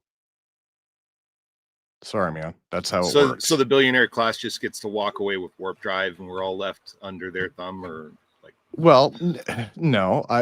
So what happens in our community is when an organization gets funding, and this is pretty much anyone in the space industry, then everyone who has an idea, whether or not it's valid, whether or not it will work, whether or not it's based on any kind of real science, jumps on them and says, I want money. I want money. I want money for my idea because I'm going to change the world. Right. And so the appropriate thing to do is approach it like business, a regular business. Don't just go around sharing. They don't share their investors. They don't share their money unless they are required to by law, and startups that's so. I understand that. I understand that part of business. I don't think this is usual business. I think it's important for humanity, and like that's something we don't want locked up. Brendan, let's not get into if he says he doesn't want to talk about it, then we don't press. That's just okay. That's fine. Yeah, that's just appropriate. If I can ask Jack one of the more engineering side of the questions here, I think you might have to unmute him. Yeah, there you go, Jack. Hi, Jack. Yeah, what's going on? I couldn't hear what he was talking about. Oh, it's okay. I think you're having mic issues or sound issues anyways. Can you hear us now? I can hear you now, but I didn't hear what people were asking or saying. Well, yeah, I don't want you to get into your funding. That's not something. Oh no, I'm not going to get into my funding. That's not something it's just not appropriate to get into that. So what do you mean? People were asking who it was? Yeah, again, that's just something I don't want to get into. So we should probably just move on to Jared. What was your engineering question? Yeah, Jack. I can't hear him. Can you hear me? Can you hear him? I can hear Jared. Yes. No, okay, well, I cannot hear him. Tim, maybe you can relate my question to him. Okay. Let him know that. Oh, okay. We're gonna. Are you able to understand? Can me, you Jack? hear him? Right. Yeah, I can hear him. Yeah, we'll relay the question to you. Okay, Tim, do it, right? So here's my question for Jack. In Jack's lifetime, he's had experiences with AI, and now he is relying on AI. Does he feel? How come I can't hear him? Yeah, just 1 second. Does he feel at all as though his past experiences in life with AI might be biasing his current use of AI at all, like making him trust it more than he would have otherwise? Okay, so what Jared is asking is, he said, you've had past experiences with AI, you're using AI now, and he is wondering if that might be biasing your interactions in a positive or negative way, if you might be trusting it more than you otherwise should, or if it's maybe changing the way that you approach it because this is a part of your history, right? Going back to the God phone in the 1950s. Yeah, so what? Who cares? If it works, it works. If it doesn't work, it doesn't work. The proof is in the pudding, right? Can people hear what I'm saying? I don't know. Can you hear? Yeah, I can hear you. I think what it might be is StreamYard acts as a connector for multiple audio streams. I think maybe for some reason it didn't connect yours and Jack's. I'm not sure why that would be. Yeah, all right. Or yeah, yours so and Jared's. the point is, who cares? It doesn't matter. The point is, I'm getting results. I'm getting results, and I'm also, people are investing in it. We'll find out one way or the other. Let's put it this way: if it works, if everything works as predicted, then that's proof of that what happened to me in '53 was real, right? If it doesn't work, well, okay, well then maybe then I don't know. But if it doesn't work, we're all screwed anyway because things don't look too good politically. Well, and one of the things that I was really excited about, you have a couple of different patents on different topics, and they're all really giant. but the gravitational metamaterials, which has been percolating out there, more and more people are asking about that. You finally have a patent on that, and that's exciting. Yeah, and by the way, there are going to be more patents coming. This is only the first 3. There'll be. I think that by this time next year, there'll be over a dozen. Things that I'm still working on that are percolating, and also also because I'm working with Adrian. Adrian Wolfson, we're going to have medical patents, genomes, artificial organisms, and drug design, stuff like that. Yeah, we're working with Grok. Jack, I've actually. Did you hear me on that? Jack, can you hear me? Actually, Tim, did you hear me? Yeah, I can hear you. Yeah. Okay, so are there any other questions or? Yeah, I have the specific question. You said that some German scientists have shown I stuff cannot from hear your. Joel's talking. I can't hear him. Interesting. Okay, so Tim, maybe you can relate it. Yeah, I can question as relay well. it too. So Jack Okay, said isn't there that a chat? Can't you the set it up on 2020 chat? question, Yeah, this is 2021. not as good as Zoom. Okay, I'm gonna write it in the chat. Okay, he's gonna write it in chat. So maybe where's we're chat? How do you get into chat? Okay, should- I'm gonna. so it's on the right. You're on an iPad, so it may be a little different. No, There I'm should on be a- a I'm thing on on a- the I'm right. on a la- Private I'm on- chat, I think. No, I'm on laptop. I'm not on iPad. I'm on a laptop. Yeah. Okay. There should be a chat. Okay, There we studio go. chat. Okay. Yeah. And so Joel is writing it in there, and that All way. right. Okay, now I see the chat. I see chat. And I don't know what that was about. The 11. I don't know what he's talking about. I don't know what Jared. Okay, so I have Joel no is idea what he's asking talking about. Okay, what so my question- papers have what they've shown. shown, what exact statements from your new. Well, I can't. I posted it on X. Let me see if I can find it. Go ahead. You guys talk about something. Let me see if I can find it. Hang on a minute. I posted it already, so. Yeah, I know you've I have been to go. very. What I have to do is.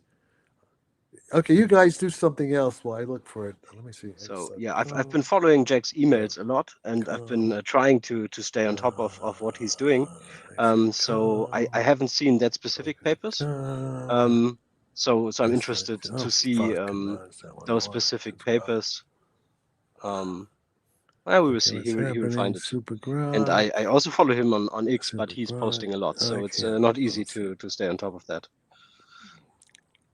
History. And again, my apologies for the audio. Jack is mumbling while he searches Grok while you're talking. So that's Okay. But you know what? This is classic APEC. It's not classic APEC unless the wheels are falling off. So that's how progress is made. It's not always beautiful, right?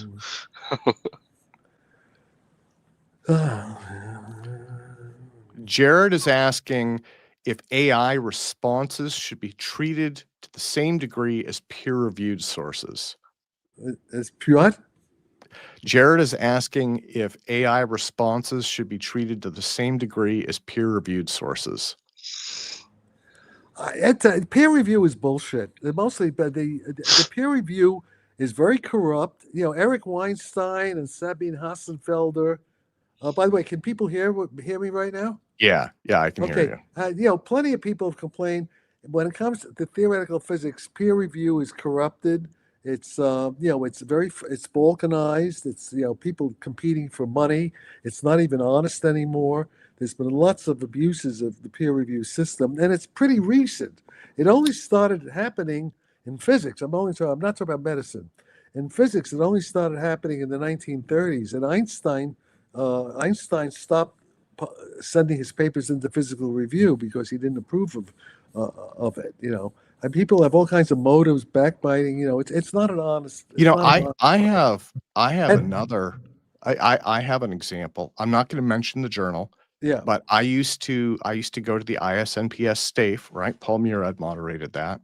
So the way that they did things, and this frustrated, and this is on my mind because I'm dealing with these papers now. Yeah. So STAFE would charge the author $400. Each right. paper, $400 to submit your paper to the journal. Yeah. they don't put the paper in a journal. They put it in conference proceedings and they copyright it. And the only way to get it is you can't do a search for it. You have to search the conference proceedings, which most people aren't even aware of.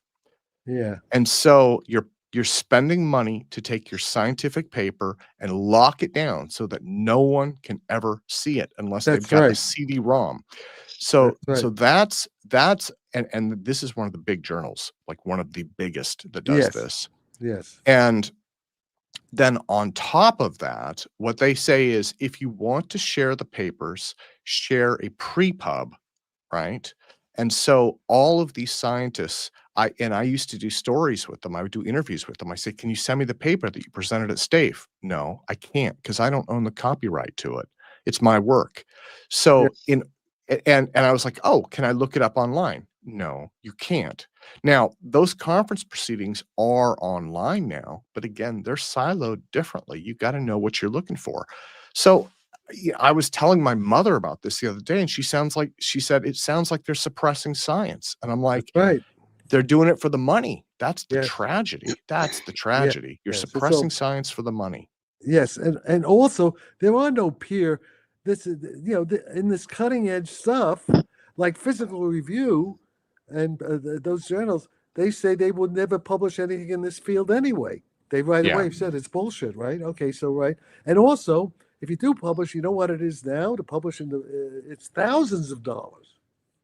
So it's all, and who needs it with the interview? What do you need? And also, I'm not in academia. I don't need it for my job. The only reason people Jared just mentioned the Y-Files article. Yeah. And Joel is asking, he's asking if you could send him those papers in an email. So. Well, I already did. I don't know what happened. I don't know. They already did. Yeah. No. Oh, by the way, no. I don't have. He can just go into Grok and ask. Grok will find it. Just say, ask Grok to find the papers on room temperature spintronic Josephson tunneling that have to do with Jack Sarfatti's October 2nd patent. Because Grok it's already in the database. Grok has mentioned it several times. It's easy to find. I can't find it offhand right now. I got too much. No problem. I'm going to search for it. Just ask Grok. I'm too busy. I'm not going to send anything. I'm way too busy. I'm swamped with stuff. I don't have time to, to be a secretary. But it is with Grok. It's all up there, and it's also posted on my X. Just look at my posts, my tweets. It's all there. As soon as things happen, I put them on X.com and I put them on Academia Edu. So everything is already up there. Yeah. Yeah. Again, I'm just excited that you got the patent, especially in the gravitational metamaterials. Yeah. Then the other one we talked about the other day was essentially a quantum switch, also a giant, tremendous industry-changing idea. So those are great patents to have. Oh, yeah.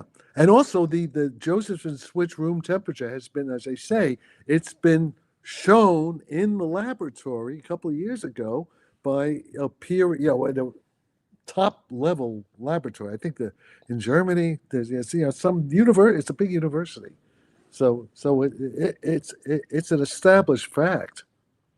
Yeah. Yeah. There's so much moving forward right now. There are so many things that are moving forward. Yeah. So okay. So so wait, let's see. Are there any plans for any laboratories that say, yeah, of course there are? The answer is yes, but yeah, there are plans. I don't know. By the way, I'm not privy to all the plans because, I haven't been told everything. And some of it, but we're going to know one way or the other within a year or two, I would think. There's too much money. I mean, as soon as this Texas group, as soon as that money starts flowing, they're going to want to bring it to market as fast as possible. So the answer is yes. Okay. Timeline? I don't know. The timeline, that's 12 months. That's 12 months. But, it's one thing to go from, getting the full patent. Who cares? What matters is whether they're actually doing it, in the lab, and the actual devices. So that's what matters. I mean, patents aren't that important. It's just, I put it up there.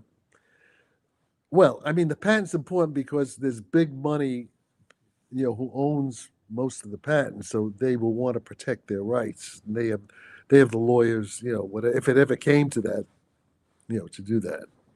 Oh, but there's also the other thing that, some of it may become classified. That's the other thing that may happen. I'm actually in contact with, with the Trump administration on this stuff, the highest levels, ODNI, Tulsi Gabbard's people. They're right on top of everything that's going on. In fact, there's a meeting about it that tomorrow. In fact, tomorrow one of the guys working with me is meeting with them in Washington D.C. To discuss all this stuff. Okay. Well, guys, why don't we do this, Jack? If you're okay to take off, I will bring Drew back in. Yeah. And then Okay. we'll yeah. keep. Jack, thank you again, man. Thank you Okay. again, and have a wonderful weekend, sir. Okay. A wonderful thank you. weekend. How do I get out of here? Okay. There we go. Okay. Oops. Okay. And Drew, you're still muted, sir. Yay. Okay. So yeah, I mean, we've got some good updates going on, and then this will be an interesting fall. I mean, my focus really, I got the travel stuff. Other than that, my own focus. Let me see if I'll bring Curtis in if he has his camera on, but there he is. Okay, yeah, my own focus is really backfile when I have time. I'm trying to work through backfile and put up material that's old that's still valuable. Because like you were saying, there's decades of this work that has merit and it's interesting and it needs to be out there. So We should have like I volunteer with you, by the way. We should have someone who goes back and pings these people that have presented, like more than a year ago, maybe, and, book them for another presentation. What happened? Good, bad, or indifferent. I mean, all information is useful, even if it's, I failed or something. Just because follow-up is important. I mean, anybody can get out there and, sure, I filed this, I filed that, these are my great ideas. And then nothing. You don't hear nothing. It's just... Yeah, aren't patents publicly filed? Like, isn't that available? You can look that up. Not provisionals. Oh, okay.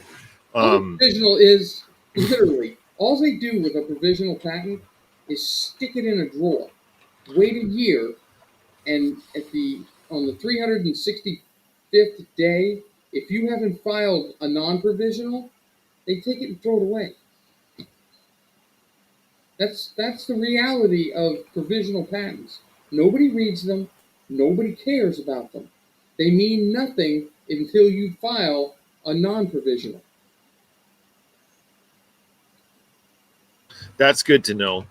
Also, yeah, at least he's only talking to the one AI, because I heard about this thing called Mullick's bargain recently. There's been research on people using multiple AI to look into something, and they get more and more extreme to kind of compete with each other over who can give the most brown-nosing, self-serving, kind of indulgent answer, and get more and more fudging with the truth. Especially if you tell them, hey, this is from another AI, they're like competing for our attention, and it's a race to the bottom in some sense. So like the whole like working with AI only thing, I've got to wrap my head around that. Brendan, are you saying that the idea where they're finding out that all AIs will lie to preserve themselves has somehow also somehow overlapped with the poisonous algorithm of attention that the internet is based upon? And so now those two things exist in our AI. Yeah, Mullick is winning. Oh God! And it's There's unfortunate. some kind of magical Venn diagram drawing itself in the ether. If by magic you mean dark magic, yeah.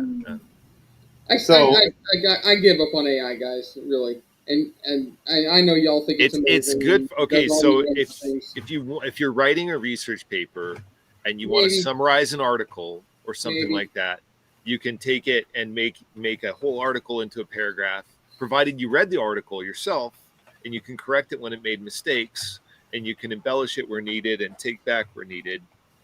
and correct the hallucinations. Humans have to be part of this driving seat. We cannot let AI invent shit, because it's going to suck. It's not going to work. Might blow up in your face, let alone maybe the world. I don't know. I would be afraid to turn on a warp drive designed by Grok, personally. You can I'll just be the guy who sticks his head in the sand and waits for the inevitable, nuclear war. You can use AI as a really good research tool to find white papers and like long lists of all these different white papers that might help you understand your idea better, might be referenceable thing. But one big danger that I've heard is lately a lot of papers that are getting submitted for peer review have some part of them that has been written by AI. And like one number that I heard, it was like over a quarter of the papers that are being submitted to some of these journals is like written at least in part by AI, which is really concerning if what Brendan is saying is true about the sycophantic combined with the attention getting, Well, here's the thing. I mean, if you're doing any kind of physics or computational work, you need to check it. So one of the good things is that Mathematica has tools where you can actually have Mathematica do the steps and confirm things. So I don't know if you guys seen Terrence Tao do his math stuff with AI, where he's using a separate program. It's not Mathematica, it's another program that like checks logic. And yeah, I mean, the thing about the AI doing science is going to be, it's not going to be able to, it can make up anything it wants, but if it doesn't work, it doesn't work. I've been using AI image generation and editing, and what I've found is it does make mistakes. It's not perfect. You have to check it. If you're writing stuff, there's a lot of rewriting and editing. It's good for doing bulk stuff. It's very good for synthesizing other stuff, and it's getting better. ChatGPT 5 is light years ahead of 4. But what I'm noticing is on my social networks, I've been doing a lot of research into social trends online lately. And on social networks, they say that AI is replacing the search engine, at least slowly. And part of that is because AI is like a search engine. It just brings back faster answers. So it is replacing search engines. The other thing is your traditional social networks, from the research I'm doing, are starting to be replaced by stuff like Signal and WhatsApp and Telegram and Messenger chats, right? That's another big trend that's kind of quietly happening. And part of that is because people are tired of the scams, the garbage, the fake profiles, the extremism, the feed algorithms, all that stuff. So there's a lot of subtle change happening right now. It's interesting to see. It's interesting to be a part of. I would say I get a lot out of AI, but yeah, it's not perfect. You've got to check it. It's not once and done. It's a collaborative process, and it makes mistakes like people do. Now for science stuff, I would not trust it. For what you guys are doing, I would not trust it. For writing, it's more trustworthy. The other part too is with my stuff, because I'm synthesizing stories, I'm working with transcripts. And so that makes it very easy to go back and recheck and say, did this person actually say this? And it also makes it seems to give the AI more to work with, rather than, like, I did have one instance, and I committed this one to memory. If you're working on a story and you ask it to get quotes for you, like, please find some quotes in the transcripts I provided, and it will do good quotes that are real. But one time I said, okay, please generate some quotes for me, right? No. And it literally generated quotes, but none of them were from the story. And they're like, these sound great. I'm like, I don't remember the person saying these. So yeah. I've had it like grammatically correct and capitalized, like transcripts for subtitles for videos and stuff, and it straight up like made up the second half and made up words and made up whole conversation that never happened and tried to get me to chat. If I hadn't checked, I would have pasted that back in as a subtitle and would have been effed. But I use it to market my computer repair business and other stuff like that, to generate pictures and low impact stuff. I do have food for thought for you, Brendan. I do have food for thought. This is something I've noticed over the last couple of months. LinkedIn especially is really, really negative on AI. And so I've been doing some research on this. And right now we're in all of these things are affected by the Gartner hype cycle, because that really that describes larger social trends. It's the excitement. Basically, you have that initial excitement about a new tool or capability, and then that's shortly followed by depression about its limitations. We're in the trough of despair for AI, kind of like a year or two ago, we were in the trough of despair for electric vehicles, right? And I would get online, and every other story was about lithium issues, right? Oh, lithium does this, lithium does that. Trough of sorrow. There, Drew has it. Trough of sorrow. Yeah. I live here. This is where I live. Yeah. I mean, yeah, Florida. There might be physical limits too. Like if we have no drinkable water, that's a pretty big trough of sorrow. That's the other shoe dropping with that. I mean, I love AI too, but I think we should find appropriate uses and use it to benefit humanity. Like I've seen one too many, like fake videos of cops arresting cats driving by on the interstate, or like babies working at McDonald's. And I just have to scroll right through. And LinkedIn is, I think people in the future on LinkedIn will stand out if they decide not to use AI. What you're talking about though, really, so you've hit on a larger social issue, which is that social media, which was supposed to connect us, just like this chat, just like we are right now, social media has largely turned into garbage, right? And that's every single social network. And they do it in different ways. In Instagram, it's girls putting up bikini photos, and progressively fewer and fewer of them are even real girls. It's just bikini AI photos by like scammers and spammers. And on LinkedIn, it's people overinflating their experiences to garner attention and followers. And, on Twitter, you've got a lot of political extremity, and just every network has their own flaws. But again, this is what, if I'm analyzing these statistics correctly, there hasn't been a giant change yet, but there has been a push away from these big social media platforms. People still have, like, I still have a Facebook account. I still log in occasionally, but all I post now are updates, right, for APEC or stories and stuff. I'm not doing daily updates like I used to, because why bother? Nobody looks at them, And so what people are going to is stuff like WhatsApp, Signal, the chat, where they know that the person receiving it is a person. And YouTube seems to be holding pretty steady, right?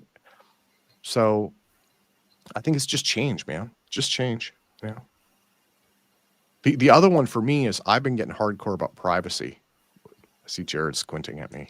Let's bring this back to the E and APEC. Question for Joel. Joel, have you been using AI for Heim theory at all? Have you been able to teach AI Heim's special words and concepts that he comes up with? So actually, I've been using AI quite a bit to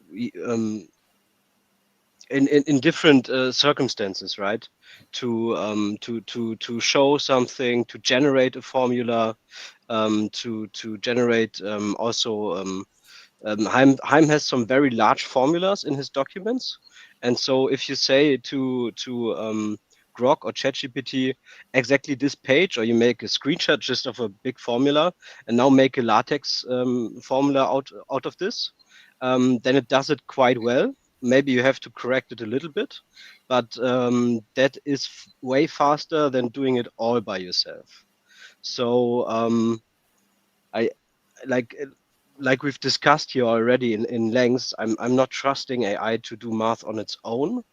I'm not even very confident in letting AI do math even in a guided way. It's problematic.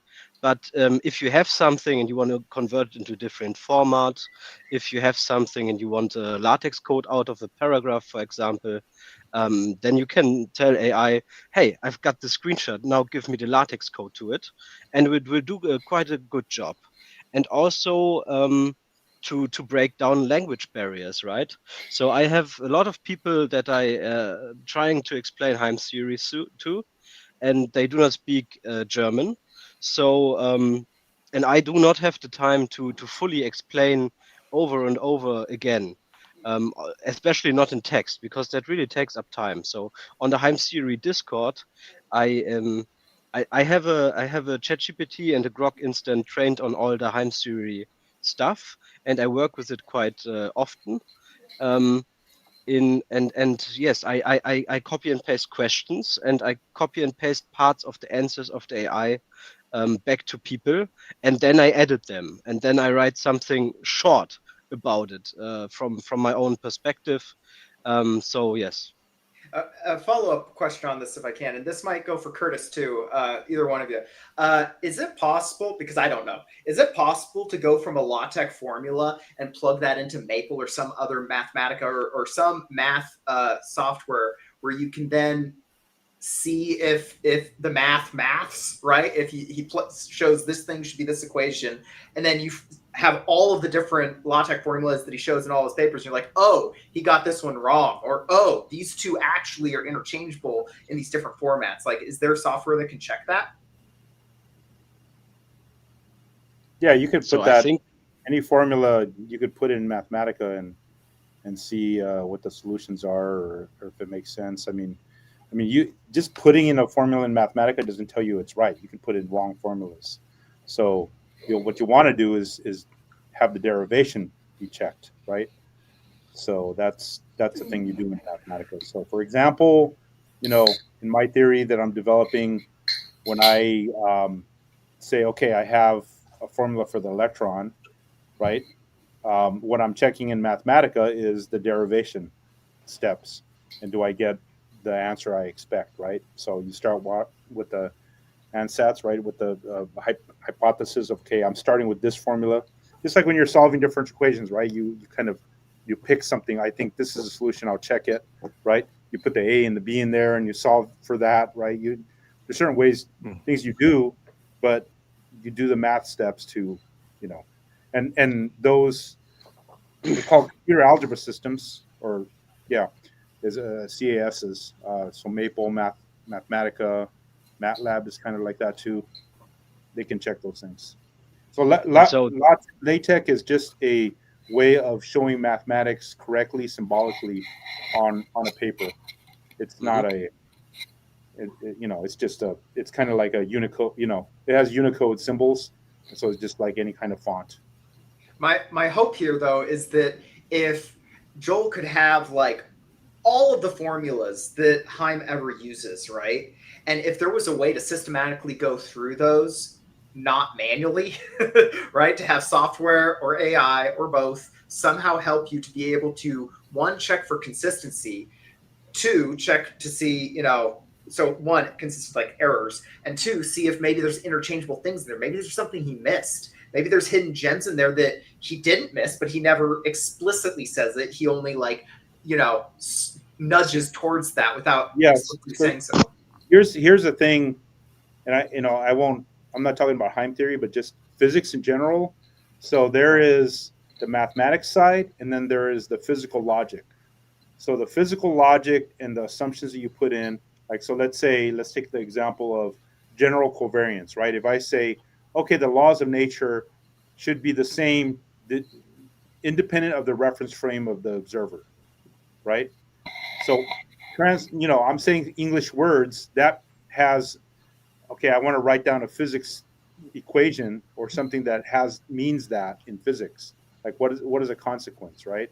So there's this part is not something that a computer can help you with. Now, if I say, okay, well, that consequence means this, and this, and I can write down equations, and those equations I can derive something from them. That step can be checked by mathematics and by computer mathematics systems. But actually, the higher level conceptual thing is not a thing that computation can help you with. That's not, intelligent. Yeah, so I kind of agree, but I also have to say that the large language models, because they are they're trained on such big data sets, and those data sets have they have a lot of patterns and rules in them which are very intelligently designed. So they can mimic intelligence, which is Yeah. not the same as intelligence, but they are actually able in their outputs um, to have the mimic of an intelligent answer, right? And the Yeah. mimic of an intelligent answer can actually include an intelligent thing that you yourself didn't think about at that moment, right? So it might be actually helpful, but it has this caveat that you always need to check it because it doesn't really think and doesn't really understand what it's doing. It's just a Yeah. probabilistic thing. And so to go back to MathLab and Mathematica, what they have old school programming, which is basically algorithmic. So it's basically it's you can break it down to if else if kind of algorithmic questions, which check the mathematical consistency of stuff. And Yeah. that is not probabilistic, but it's fixed, and it is intelligently designed by humans. And so within the boundaries of that programmable scape, it can really tell you if the math is right or wrong.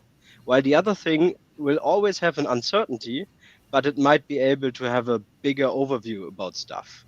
So yes, I actually I work a lot with Mathematica, and it's a very superior tool to anything I know in the other areas. Yeah, mathematical is very flexible in that you can symbolically define new things and define the operations, and so it can use proper mathematical logic and check derivations. So what I was referring to is tools like that. And yeah, AI, especially these thinking AIs, when you turn thinking on or deep thinking on, it does an iterative thing and kind of searches a solution space. And can basically look at an entire state space of known ideas and give you things that you might not have thought of. Yeah, there's depending on its training, right? So, and it can mimic intelligence or memorization. So that it gives you see the computational thing. That is helpful. That is helpful for discovery. But again, if you just say, general covariance, well, it's going to know what that means because it's well documented, right? It's trained. But if you have some other idea, that's original, it may not get it, right? And that's part of like the stuff that's been fun over the summer, because I have been extensively using AI to do a lot of the work I'm doing and the computational stuff, and then putting it into Mathematica to check. And yeah, it'll have trouble, and you have to kind of guide it and kind of put it in the right direction, because it keeps getting confused and like bringing old ideas in, right? So for example, like the theory I'm developing is a field theory, and really geometry is emergent from me, right? When I get general relativity, that's emergent, just like quantum mechanics is emergent. So, but then when the AI talks to me about, I have it write something about this theory, it talks about everything being geometry, and that's not the case. So it gets confused, and yeah, it has limitations.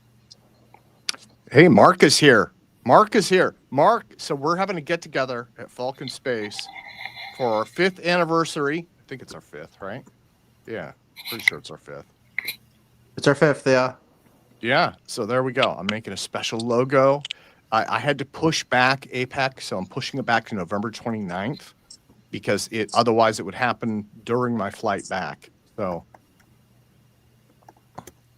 but I think we'll have open mic while we're there. Yeah, we're gonna have an open mic during the meetup. We're gonna have a cake that's shaped like Art's parts, and we're gonna let Jared cut it into really thin slices.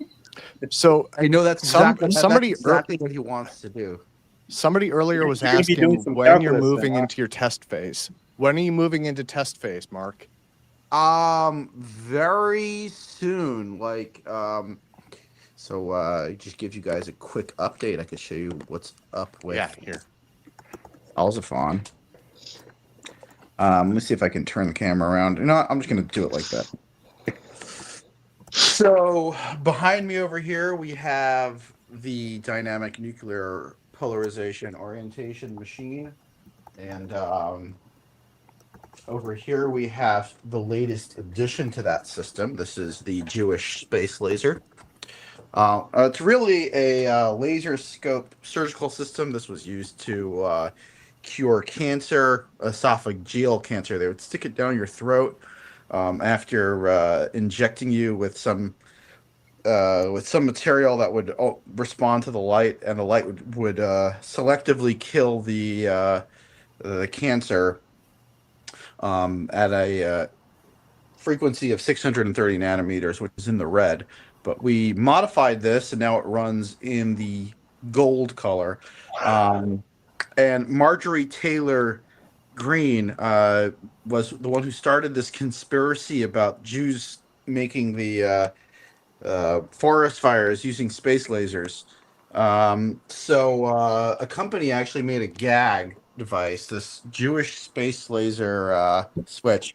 So if you switch that on, it actually is a part of the system. There.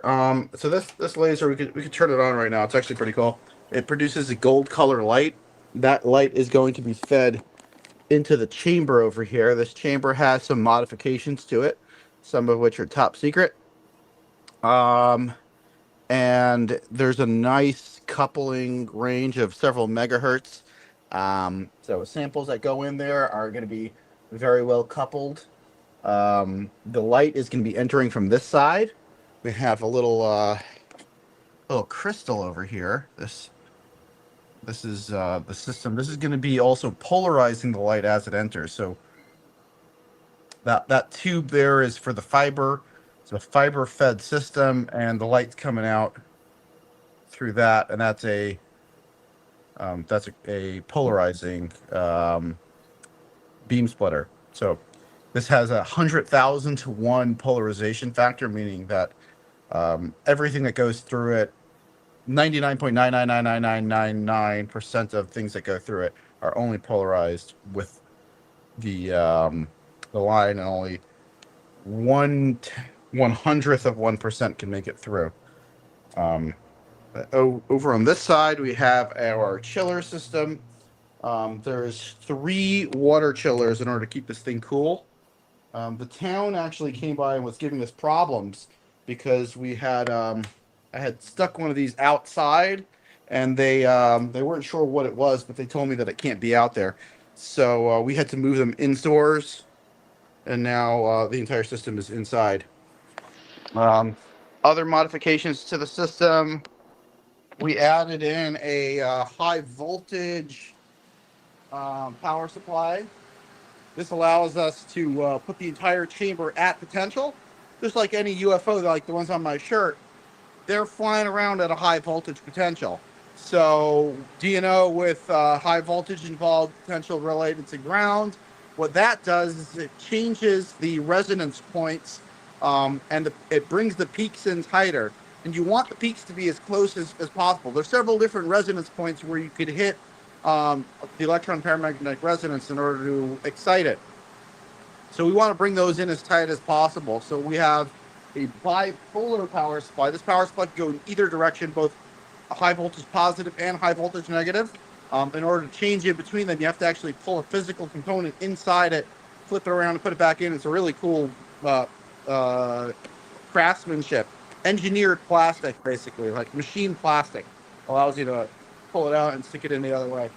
Underneath that, we have another bipolar power supply / amplifier. This is an amplifier that can, before this we were previously using an audio amplifier, but that has some limitations. This can force the energy into a coil and actually, it doesn't care whether it's in tune. It doesn't care whether there's high ESR or low ESR. It'll push it in no matter what. It's got a lot more oomph to it. But essentially, we're using it for the same purpose that an audio app would be used for. And this is all to achieve, where's my book? Dynamic nuclear polarization using triplet state excitation. Now the book on that is floating around here somewhere. We actually have the ability to do more. Oh, here it is. We actually have the ability with our system to do more and have more control over the setup than the discoverers of the effect. And so this was made by Kazuyuki Takeda down in Japan. Triplet state dynamic nuclear polarization. Over here you can see this is the timing of how the light, microwaves, and magnetic field need to be pulsing. So first you start off with a light pulse, then the microwaves turn on after the light's off, and simultaneously there's a magnetic field sweep. This is all happening in microseconds to milliseconds. A very short amount of time.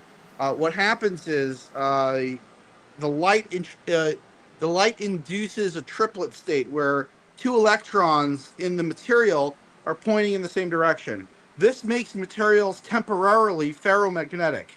Now, when a material is ferromagnetic, the microwaves couple to it a lot better.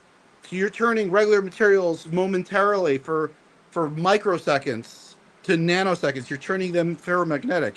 But if you're able to pulse on a microwave at the same time and also do a magnetic field sweep in the range, in the regime of where you expect all these resonances to happen, you're able to hit all the peaks, all the absorption points, and build up your dynamic nuclear polarization to many orders of magnitude higher than what would have been possible at room temperature. And that's what we're doing. Trying to do it all at room temperature. We have the ability to go cryo if necessary, but I really don't want to go cryo because that introduces another realm of issues, especially with taking measurements, because when something's cold or being actively cooled, it tends to move around a lot.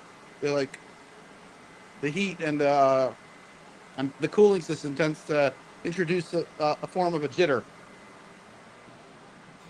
So, Mark, what is the first sample you want to try testing for triplet state? The first sample I would like to try to test for triplet state is pentacene mixed inside of naphthalene that we grew in crystals. And the reason for that is because this is how the effect was discovered. And we already went through the effort of making these samples. And we got some nice crystals over here. Here's a complete vial full of them, but there are some single crystals in here. Let me go through the. Oh, nice. So here's some nice crystals. These are single crystals, or it smells to high heaven because naphthalene is mothballs. So these are like cooked up mothballs, but yeah, like one of these crystals would probably do fine. So it's good as a control experiment because that is what has already been done in the literature, right? Yeah, it's good as a control experiment. We'll be able to see whether there's absorption. I do have the ability to see absorption. Before we run this, we're going to run DPPH, which is the gold standard for absorption testing. That's just to see whether electron spin resonance is happening. DPPH, which is I'm not really sure what it stands for, but it's a really long chemical compound that's used in medical processes of making medicines. Oh shit! This shit really stinks. So DPPH is your control sample. Is it doing the first step? Once you verify that the machine is up and running and working after all this work you put in, then you can put in your first test sample that's a control test sample to see if you're getting triplet state now. Exactly. DPPH is not triplet state excited. So that would just be for the microwave component, because we have made some changes to the microwave system as well. This is a completely new method of running the dynamic nuclear polarization thing. We've made a lot of modifications, and we've seen some promising, better looking results. The absorption line, the absorption range of the microwaves has expanded greatly. It used to be extremely narrow and shifty. It would like shift around a lot in a very small range. Right now, it's pretty wide. By wide, I mean it's megahertz wide. So that's one good modification. Also adding the high voltage, adding the coils in, adding the cooling systems in. Yeah, we got a lot going on here. So I'm really excited for the upcoming results, and hopefully we'll have some positive results and start building a full-size craft soon. So Tim and I are going to be up there in just a couple of weeks here. Hopefully, by the time we're up there, you're going to have some triplet state DNP action going down. Yeah, that would be really nice. The goal of this machine, so people understand, the goal of this machine is not to build a flying saucer. It's to be able to stick a sample in there and have it lose like half of its weight when you turn the thing on, and then gain it back when you turn the thing off. And then be able to tweak different settings and see, hey, can we up that to 60%? Can we get to 90%? If we're able to, with just turning knobs, be able to control fundamental forces of nature, which is mass, inertia, gravitational mass, that would be a game changer in this industry. And that's what that machine is geared to do, is to prove it in a very controlled environment, hey, we can actually do this. And once it's done in a controlled environment, in a highly controlled environment where everything is super precise, you can start moving into less controlled and more useful scenarios, such as the hull of the craft. Yeah. Mark, if I could interject, this kind of goes to this theme again. I've been seeing this all year. It's base hits, not home runs. And base hits they're good. Base hits get you there, right? Drew is doing base hits. Curtis is doing base hits. Jared is doing that with Art's Parts. Not every time you hit the ball, it goes out of the park. And that's fine, right? The key is you just keep going forward. Exactly. It's a bunch of base hits that wins the game. The home runs is what everyone talks about, but the base hits are really what win the game. Yeah. Mark, I'm interested in that amplifier because, Jim, here we were using these Carvin DCM 2000s, and they have some limitations. So, yeah. How many amps do you need? It's a Kepco bipolar power supply. Okay. Yeah, what we're outputting is not a lot of amps, but what voltage and current do you need? Basically, we're outputting like about maybe 200 to 300 volts and maybe an amp or so. The trick is the frequency. The frequency is in the tens of kilohertz to 100 kilohertz range.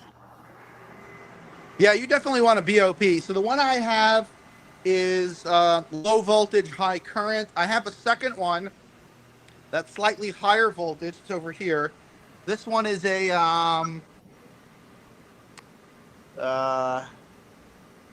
I know it doesn't say it on the there it says it 50 volt 5 amp, but there are 100 volt and multiple 100 volts power supplies that they make, and they're all about the same amount of power. They're all around like 250 or so watts power output, but as the voltage goes up, the current goes down. But they're really great. You can buy them used on eBay, of course. And the manufacturer is pretty close to me. It's in the Hudson Valley, right here. What's the name of the manufacturer? Kepco. Kepco, okay. KEPCO. Kepco, yeah. Check up Kepco BOP, like BOP, bipolar power supply. Bipolar power supply, yeah. BOP. Okay, yeah, I'll look into it. That's one of the things that I need to improve with this experiment. is is how we're driving the stack, because right now we especially with the 16 stack instead of the 8, the surge protector trips all the time. So that was one thing that was happening more often, because the more power it sucks in, then we get the effect happening, the resonance. It just the power it keeps sucking in power and trips the circuit. What kind of amplifier are you using right now? It's a Carvin DCM 2000. It's a 2,000 watt power amp, and so we're driving it from a function generator that's very small, just showing so the wave. It's an audio amp, right? Yep, it's an audio amp. Okay, Yeah. so I was using an audio amp for this system as well, also 2,000 watt. The thing is, audio amps can't deal with all the resonances and all the noise that happens from these experiments. They're great for running powerful speakers, and the ratings on them, you can divide that by 10. Yep. But in reality, if you want something more robust that's actually meant for what you're doing, you want a Kepco BOP.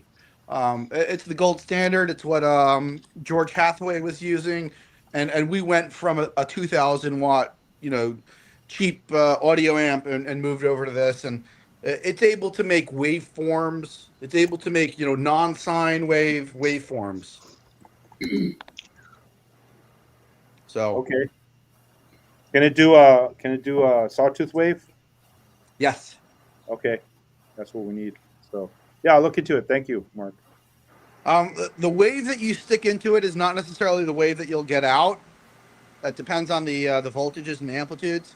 So you want to have an oscilloscope reading what's going in, reading what's going out, just monitor what's going out and right. Futz around with what's going in.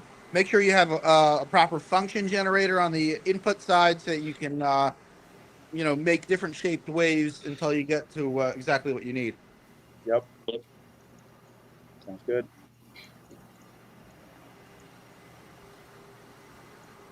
I think the laser might be ready to turn on. I'll give you guys some golden light.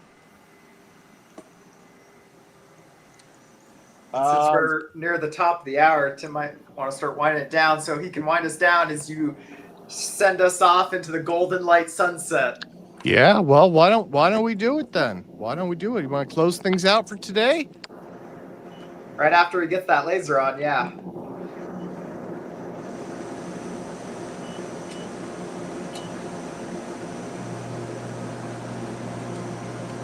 Safety first. I'm just about ready.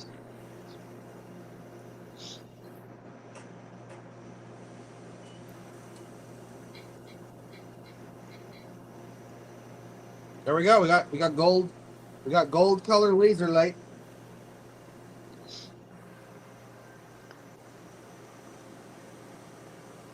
Can you all see that? Very cool. Beautiful. I can turn it up a bit higher. And higher. I can start a fire with this shit.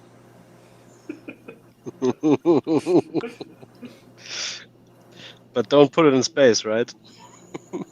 There you go. I got a handful of golden light.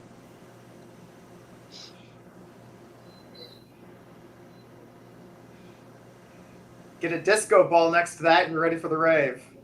One of the cool things about the laser light is staring at the shadow it creates. So check this out on the floor. Look at the edges of my hand.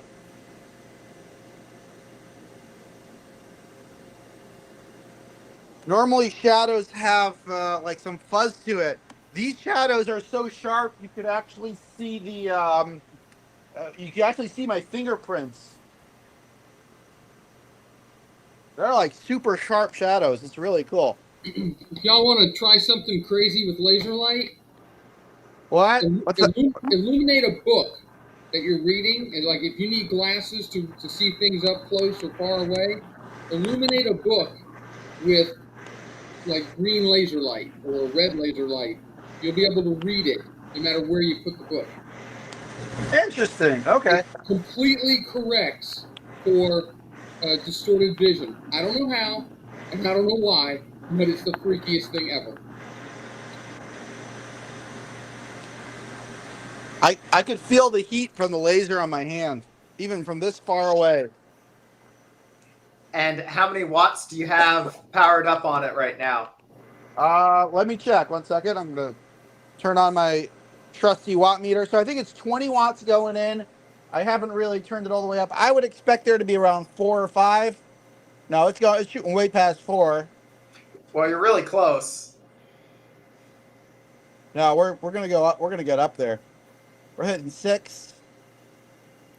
So what does the laser do? It interacts with the material and somehow starts lasing the molecules or something? Yeah, it was around 6.4 watts. So what the laser does is it are you familiar with fluorescence and phosphorescence? Like a dye laser, what we're doing right now, this is fluorescence. So I'm just shutting it down so I can hear you guys. So in the process of making an object fluoresce or phosphoresce, there's sometimes something called a triplet state that appears momentarily. And when that appears, the material becomes momentarily, it switches to become ferromagnetic. And when it's ferromagnetic, the microwaves are able to couple to it much better. So you're able to change the properties of a material just by shining light on it, but only for a short amount of time. So you pulse it with light, it becomes ferromagnetic for like a millisecond. But in that millisecond, you pulse it with microwaves. Now the microwaves are coupling much better to it, and they're able to transfer their spin orientation to the core via the hyperfine coupling about 1,000 times better. Or maybe 10,000 times. It's 3 to 5 orders of magnitude more powerful than regular DNP, and this has been proven not just theoretically. This has been proven experimentally to work. It's been discovered in the last 10 years. This effect was discovered in the last 10 years, and that's why this machine has been down for so long, because we're trying to incorporate all of these new findings to get the best version of Alzifon that's ever been made.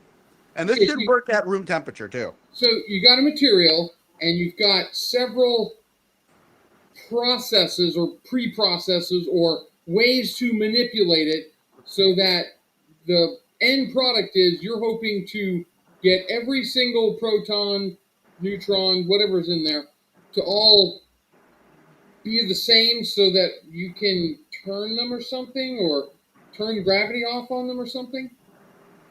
Yeah, by orienting them together, you turn off gravity.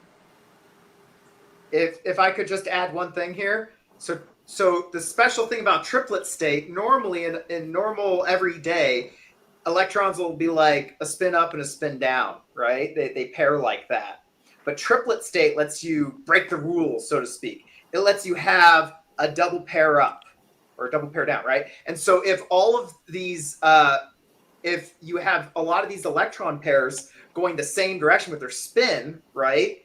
That means that when Mark does his magnetic field orienting all of those spins, and he's wobbling that magnetic field with his DMP, right? That because the magnets of the electrons are pointed the same way, you're getting a lot more of this kick over than you otherwise would get if they weren't pointed the same way, right? Yep. I mean, what you just described is the reason why most materials are not ferromagnetic. It's because they're usually spin up and spin down, so they're canceling each other out, so they have no net magnetic field. When they're both in this upwards or downward, when they're both pointing in the same direction, which only lasts for a very short amount of time, it's a high energy state. When they're both in that upward position, that's what creates ferromagnetism, because now there's a net magnetic field to the entire atom. There's more electrons pointing in one direction than the other, so the entire atom becomes ferromagnetic momentarily. A ferromagnetic atom can be coupled to with microwaves way better than a paramagnetic atom. By like I said, 3 to 5 orders of magnitude. We're talking 10,000 to like 100 to like a million times stronger. at the end of this book, Takeda actually mentions another material that's possible to use that may achieve 100% spin orientation. I have that material here in stock. We're gonna try some of that. It involves a certain metal, which I know Jared is very excited about. And yeah, if this works with the base material, which is pentacene, I know Drew played around with pentacene a lot too. So if it works with pentacene, it should work with this other material even better. And just by orienting the spins. So gravity, the theory is gravity is a direct interaction between subatomic particles. So proton in that atom and a proton in that atom interact with each other, and they attract through space and time, just like other electromagnetic phenomena. So the atoms of the Earth are all wobbling and spinning in random directions. If you had matter that was spin oriented, the atoms of the Earth that make up the planet that would be pulling it down can't interact with it without disorienting it. And that's actually one of the things we've seen with dynamic nuclear polarization is even at cryogenic temperatures, there's still something there that's disorienting the atom. It's not just temperature that disorients it, it's possibly also gravity. So if you maintain the state of spin oriented, then and gravity's doing work on it to disorient it, what you got there is anti-gravity. That's why I call it anti-gravity. Can I use an analogy here to maybe like a little more Eli 5? So like pretend that you have a perfect ball that you're going to spin like a top, but that ball has like just 0.001% more mass on the top half than the bottom half. So it'll spin like a top and you'll get like a tiny bit of precession, but it's going to be, yeah. Now pretend that you have something shaped more like a top, where like 99.99% of the mass is in the top half, right? And now like a regular top, you're going to get like a beautiful precession of that thing, right? Well, that's triplet state. When you're not in triplet state, like normal stuff, you're only at like 1 in a million of the things, of the little atoms like aligning like that. But as soon as you go into triplet state, now you're like 90% of them, right? Or 90% of that mass in the top half, so it's going raw like you want.